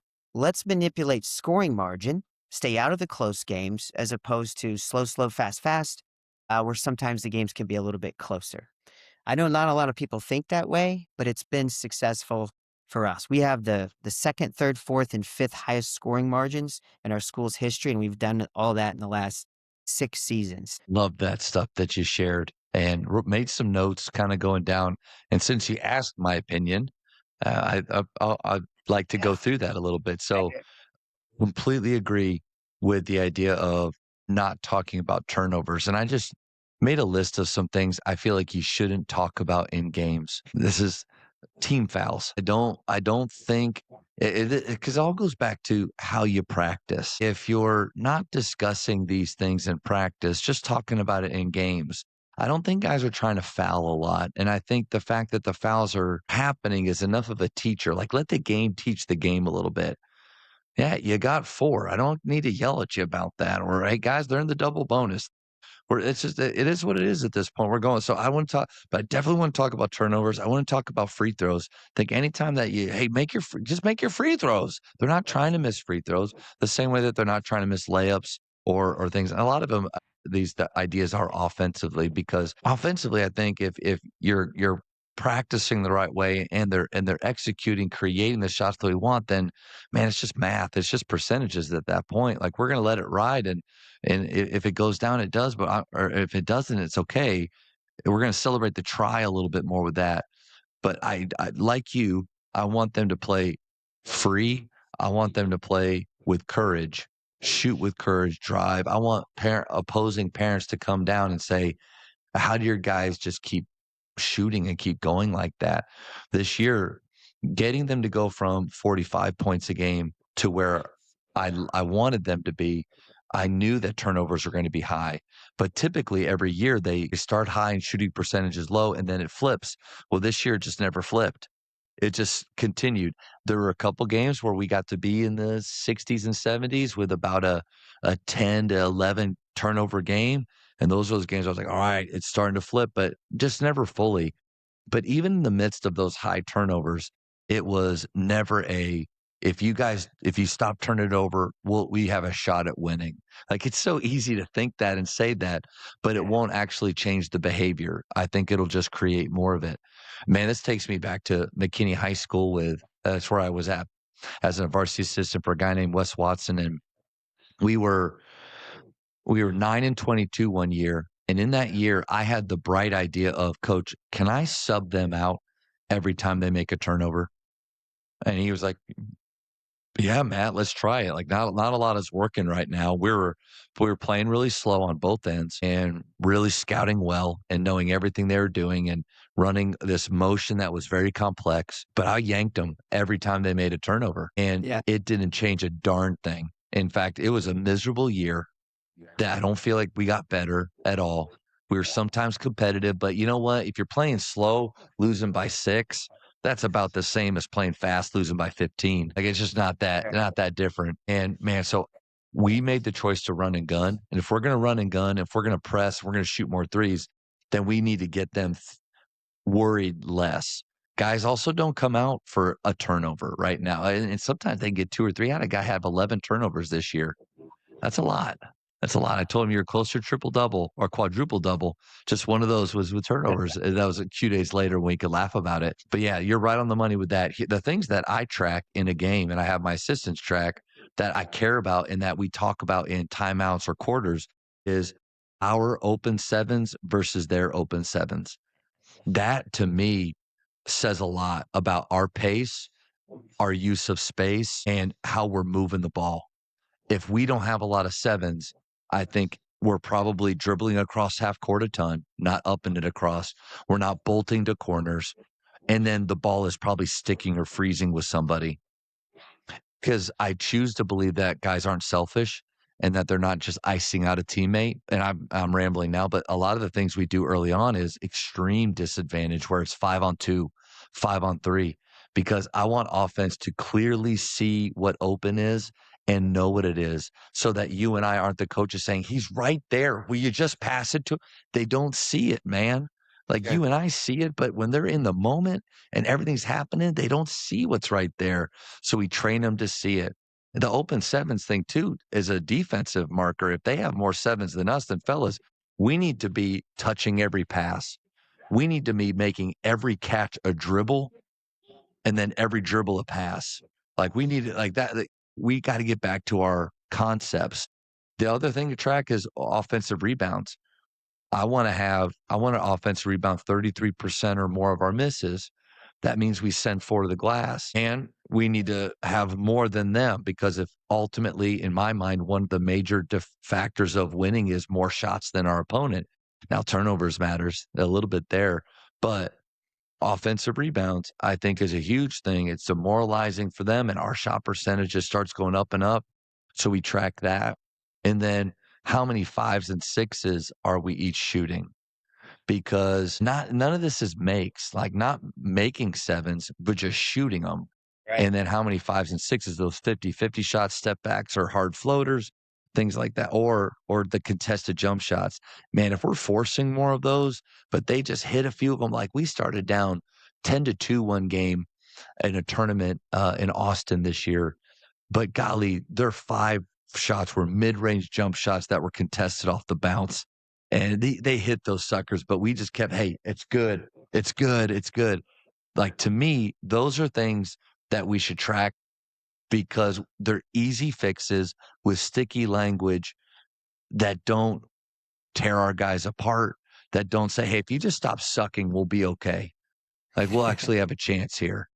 And because I want, you and I, we want to be able to give answers, and not just state the obvious. And Right. so that helps me a little bit. Um, anything to jump in there? Yeah. So I like being able to track effort. And so offensive rebounds, we track that. Sure. It's Yeah. a great, how many are we getting? How many are they getting? They're I playing think harder than us. fives and sixes tracks effort too. If Yeah. they're And getting a lot of, yeah, I think what you said about tracking how many sevens they get versus you, I think that's tracking effort. And that's yeah, something I'm probably going to steal and we're going to start doing. yeah. I need another assistant to do this, but I think that's great because they're running the floor. They're getting open sevens. We're not getting back in conversion or And let's versus say, and let's say us. that they're missing those sevens. Well, if Okay. they're missing those sevens and the score is in your favor, but you don't talk about that because you're winning, then you're just waiting for that score to flip. So even Yeah. if they're missing sevens at the exact same time, guys, listen, we forced them into 5 sixes in that quarter. Now I know that score isn't what you want, but that's gonna flip. Like you can take Yeah. anything that's the beauty of it. Take anything if you're process based or you have those just categories that we believe leads to winning, that we can control to a point, then just focus on that. It's just like shot selection. It takes the emotion out of it. And I'm not the guy now I do slam a few times, but rare. That's more effort based, right? If it's there, but I don't know. I don't think we should be stating the obvious after the offensive rebound is given up. Block out. Great, great. It just happened. Yeah. Now what? And I've tried my best to move away from it, but I have horrible moments sometimes. I do too. And I'll be like, they'll get two in a possession and I'll be like, how many is that? That's five, coach. And I'll yell out, that's five. They got five on it. Yeah. I'm going to let you Or know. the great if there's 4 of us down there, there's 1 of them, and there's 4 of us, there's 1. Like, and this is where Tyler's great about that is, are we playing winning games? Or are we playing status games? And status games are the ones where we really want everybody in the gym to know that we see it too. Hey, it's them. It's not Yeah. us. We're telling them, hey, we do blockout drills too. We actually do practice shooting free throws, guys. Oh, we missed 12 layups. Hey, look, like we say those things, but I don't think it doesn't help our players. It doesn't make them think, oh yeah, my coach believes in me and this is going to turn around. It's Yeah. embarrassing, but it's only to make ourselves feel good or to play a status game. And golly, that's hard not to do though. It is. And one of the things you said that we've done better at as myself and as a staff. So 2 years ago, when we were shooting the fives and sixes, if became a few, we would sub them out and then they would go talk to the assistant and the assistant would talk to them about the fives and six. Well, this doesn't go well. And it reminded me of something Mike Neighbors said. Like if you're coaching your kids during live play, and I think it pertains also to on the bench, your best players who are really good with mindset, you're going to lose them for 97 seconds is what he would say. He's like, and then some of these average mediocre players, you might lose them for the next 15 to 25 minutes. Think about that. If I'm telling you, hey, that's a 6, I don't like it. We're shooting 9s and 7s. If I lose you for 22 minutes because of that comment I made, the game's over. You're never going Yeah. to get back from that. We have no chance to win. Right. So what we decided this year was, if it's happening, first of all, who's doing it and what do their analytical numbers say from huddle? Because we have some really talented guards where it's like, when I looked at it and they're shooting these floaters in the high paint, where I'm usually like, that's a 0.66 shot. We don't want that. But for her, it's a 0.82. That's okay. That's her rhythm. That's her range. That's her room, right? So I'm like, let's just hold off and let's just let it go. And then we can address this on Friday when we get to culture clips if it's a problem. But let's stop Coach Nate during live play on the bench.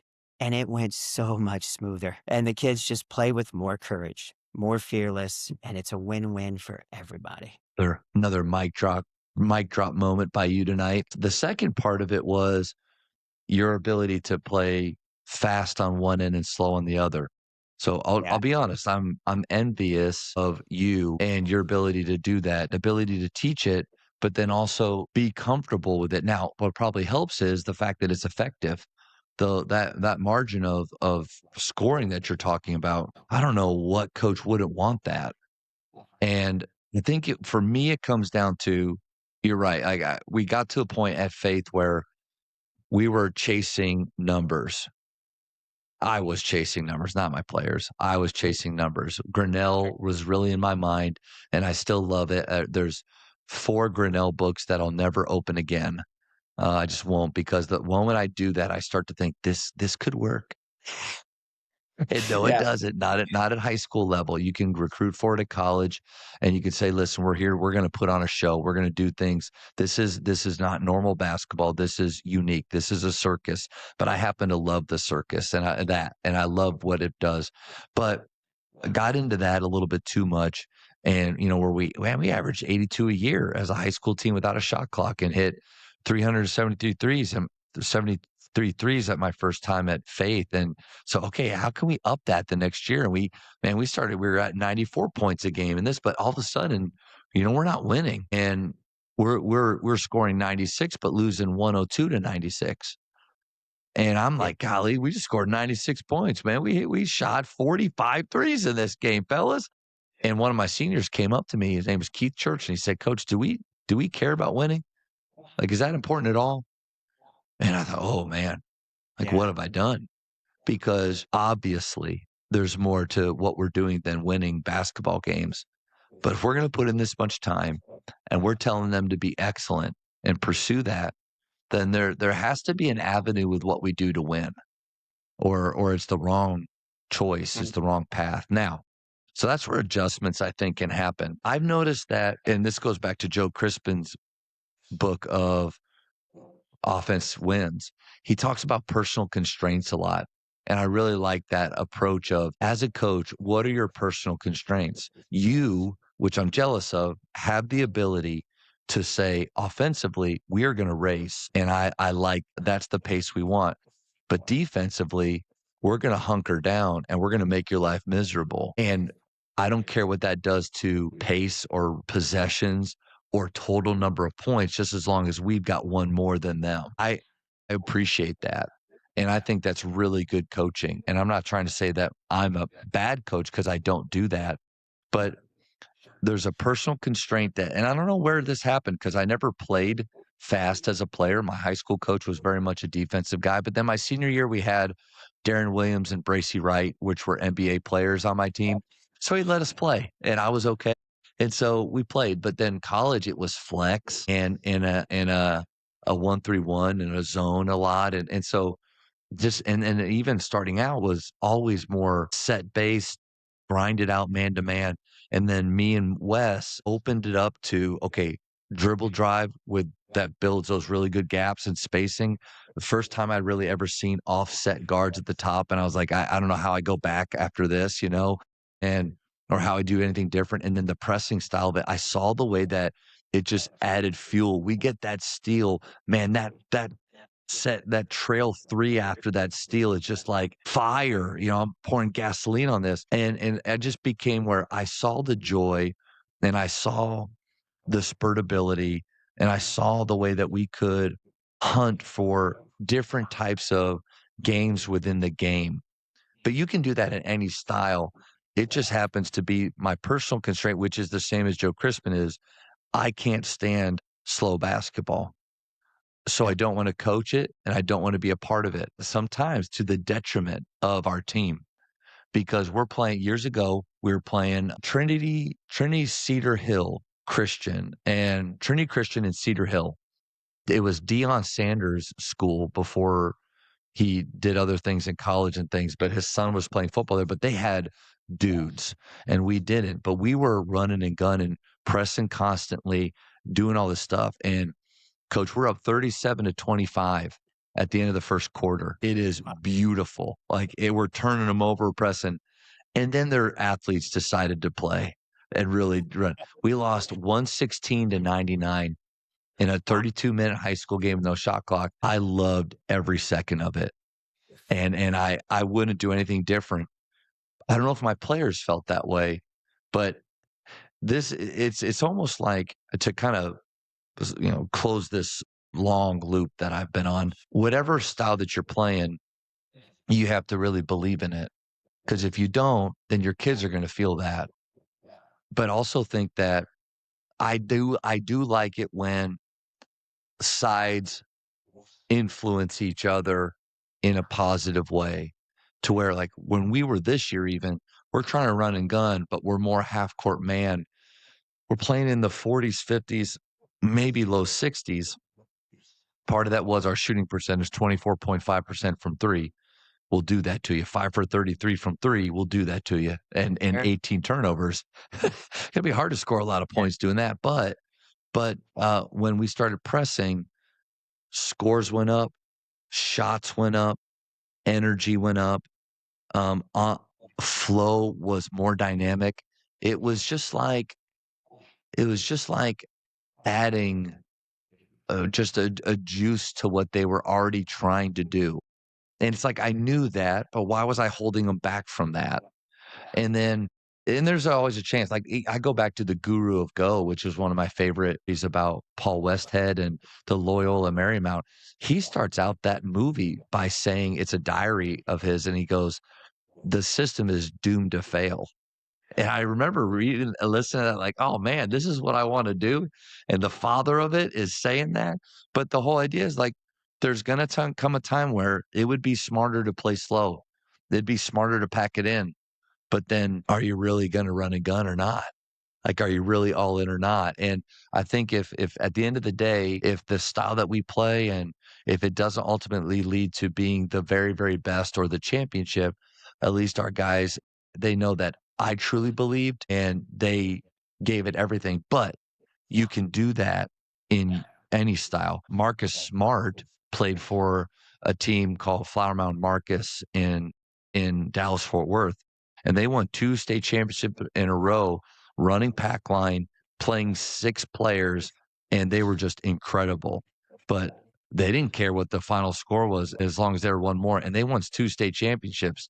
So Wow. there's obviously a ton of ways, but personal constraints, I think it's good for us to know that. Yeah, for sure. And you're right. You can win playing any style. If you believe in it, you can teach it, and the kids buy in. Doesn't matter what you do. There's 1,000 different ways to win, which is why I love high school basketball. You watch the NBA and everybody looks the same. You watch a high school game every night, you could see a completely different defensive and Yeah. offensive style. And it's just a beautiful product to watch. And, what you said about the way you're training all of them, I love that too. And I think the one promise I can make to parents at the beginning of a year is that your son will improve.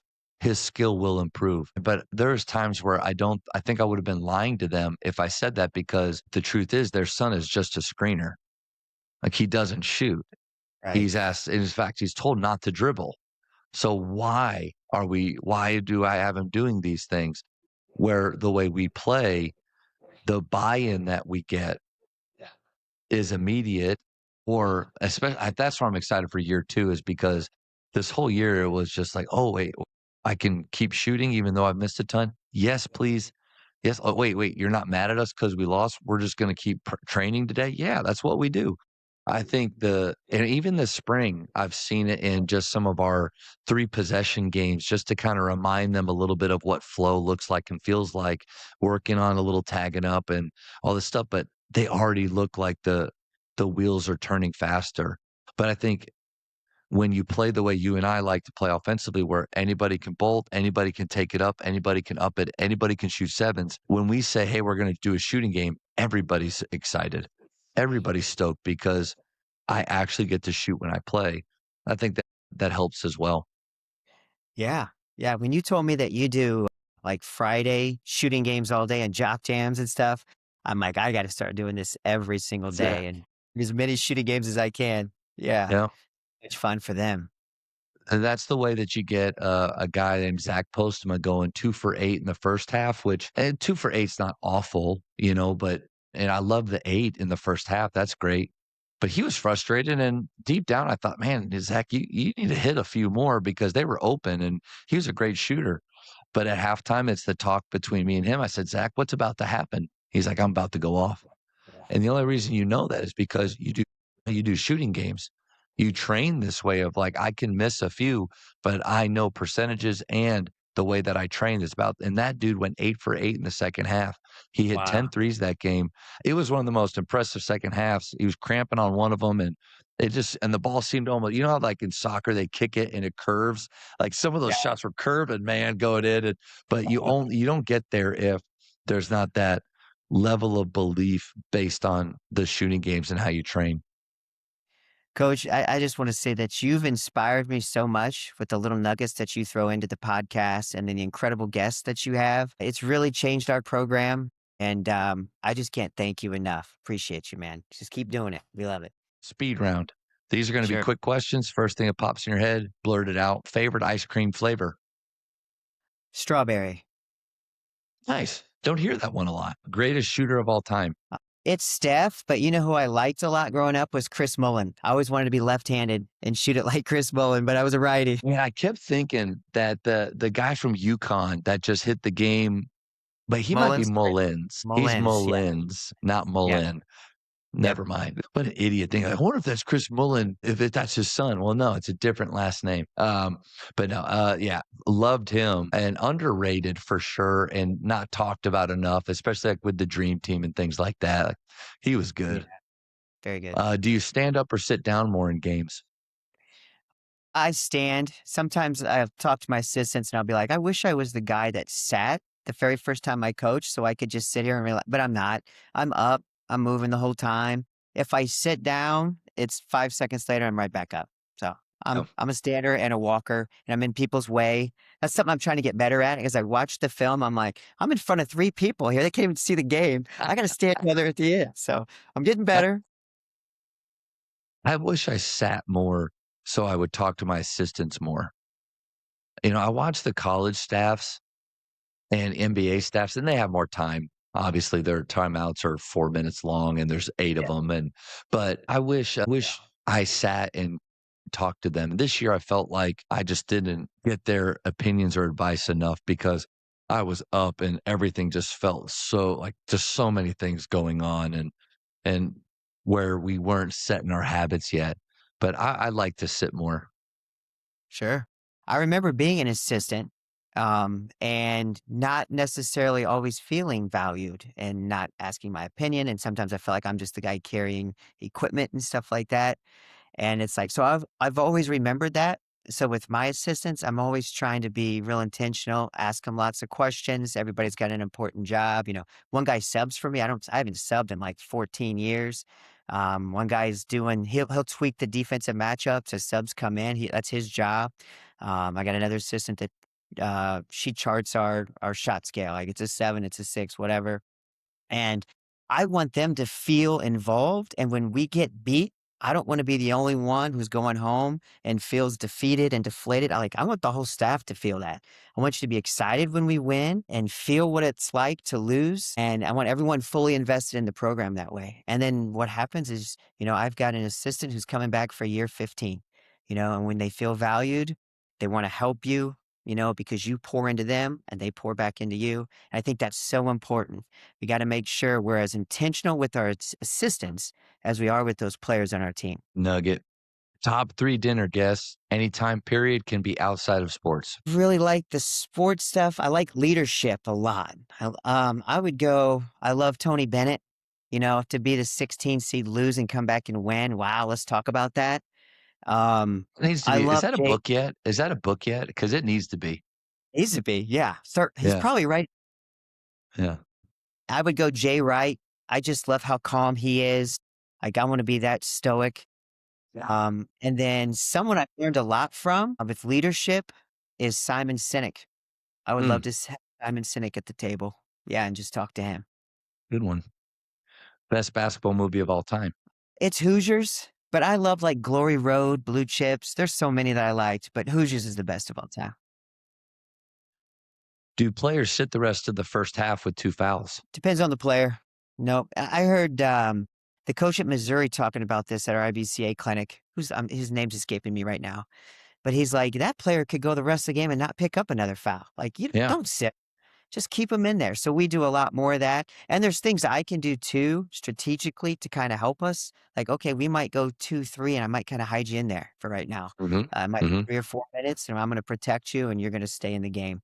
So, but if it's someone who's shown me they foul a lot and you've got two, yeah, you're out. Yeah. You're out. We need you later. I like to, there's a lot of things I like about Nate Oates and how he views the game, and I love their spacing and their pace and all the things that they do. But he talked about that too. And I like the way he talks. He kind of like shrugs and just kind of, but he was talking about, he's like, yeah, guys foul. They foul sometimes early on, sometimes later on. I don't care when they foul. So I'm not going to worry about that. I'm not going to keep them out of the game because of that. That's a really good idea. And I think I've gone extreme with that sometimes, where even in the first half, 3 or 4 fouls have gone by, but with a guy, because especially early on, want them to learn. I like when the game teaches the game. Me and my assistant said that a lot this year. He said, Coach, I don't know if it's sinking in yet. And I was like, I get that, but we'll just keep letting it teach, But yeah. Okay, this is a new one that a student asked me the other day in class. I mean, normally I teach bell to bell, Coach. Normally I teach bell to bell, but we had a little bit of time at the end, and they was asking me questions, and I guess maybe wanted to get to know me or something. I don't know, but she said, if you had to give a TED talk, what would the topic be? Culture building. Culture building. That's where I feel really strong right now. Leadership, culture. That would be my topic. Yeah, for sure. I listened to that one. What book would you give someone? Lead, for God's sake. I had a coach recommend that to me, and I waited way too long to read that book. Yeah. I probably 5 years, and I read it, and I was like, oh my goodness. Should have done it 5 years ago when he told me to. Completely changed my mentality, my heart for kids, for what we're doing, my why. Great book. Loved it. All right. Last one. If this was your last year of coaching, what would you do more of? Wasted a lot of time worried about winning. And lately it's been about the relationships, the people. I would do so much more of that. And I'm sure that's cliche and you hear that, but I feel that now. It's what I believe. It would be connections. That's everything we do in life is about the connections with others. And this sport that we do, it's wild. It's quite a ride. And I wish it was just like a nice, steady progress and you reach the top of the mountain. But unfortunately, you get up there and you look around, there's 100,000 more mountains that you got to try to navigate up and down. And so it's just like, enjoy the process, enjoy the people, make connections, be there for people when they need you. Don't let them down. Be consistent, keep showing up. And when it's your time, it's going to happen for you. This was incredible. You gave me 2 hours and 20 minutes of your time. I felt like it flew by, and I got so much out of this, but want to appreciate your willingness to share what you do for the game. Like you're one of the best follows I feel like that I have on X, and I try to follow good people, and I just learned so much from you. But just the nuggets that you shared, and the way you're being faithful with those 14 players that you have is really inspiring. And yeah, there's some schools where we may have more kids, but we've got to do what you're doing with yours. We have to do that with ours. And so just thank you for being a great example for what I think this profession is all about. I appreciate that so much. And I want to thank you for starting this pod. I know you started up during COVID and you are growing the game. You are making us better. And I love you for it, man. Keep it up. If anybody wanted to learn more about what you're doing, I mean, so many culture building things, but even like with the videos and all that stuff, but what would be a good way for them to get in touch with you? Just email me, jwilliams@cust15.org. And I'll get back to you as soon as I can. Coach, I hope you have a great spring and just really appreciate your time, man. Great. Thank you so much. You too, Matt. It was a pleasure. Coaches, the JAMODI Podcast is powered by Grip Spritz. Grip Spritz makes the annoying parts of coaching easy. Stop peeling off sticky sheets every time a player subs in. Grip Spritz provides game-long grip with no in-game maintenance at half the cost of a traditional sticky pad. The Grip Spritz court mop ensures your court is clean, safe, and ready to play on instantly. Weighing less than 10 pounds, anyone on your team or staff can clean the entire court in under 10 minutes. JAMODI Podcast listeners save 10% with code JAMODI at gripsprints.com. Thank you for checking out today's episode. Please take a moment to subscribe to this podcast, share it with your fellow coaches, and find us on social media for what's coming up next on the JAMODI Podcast. It's just a matter of doing it.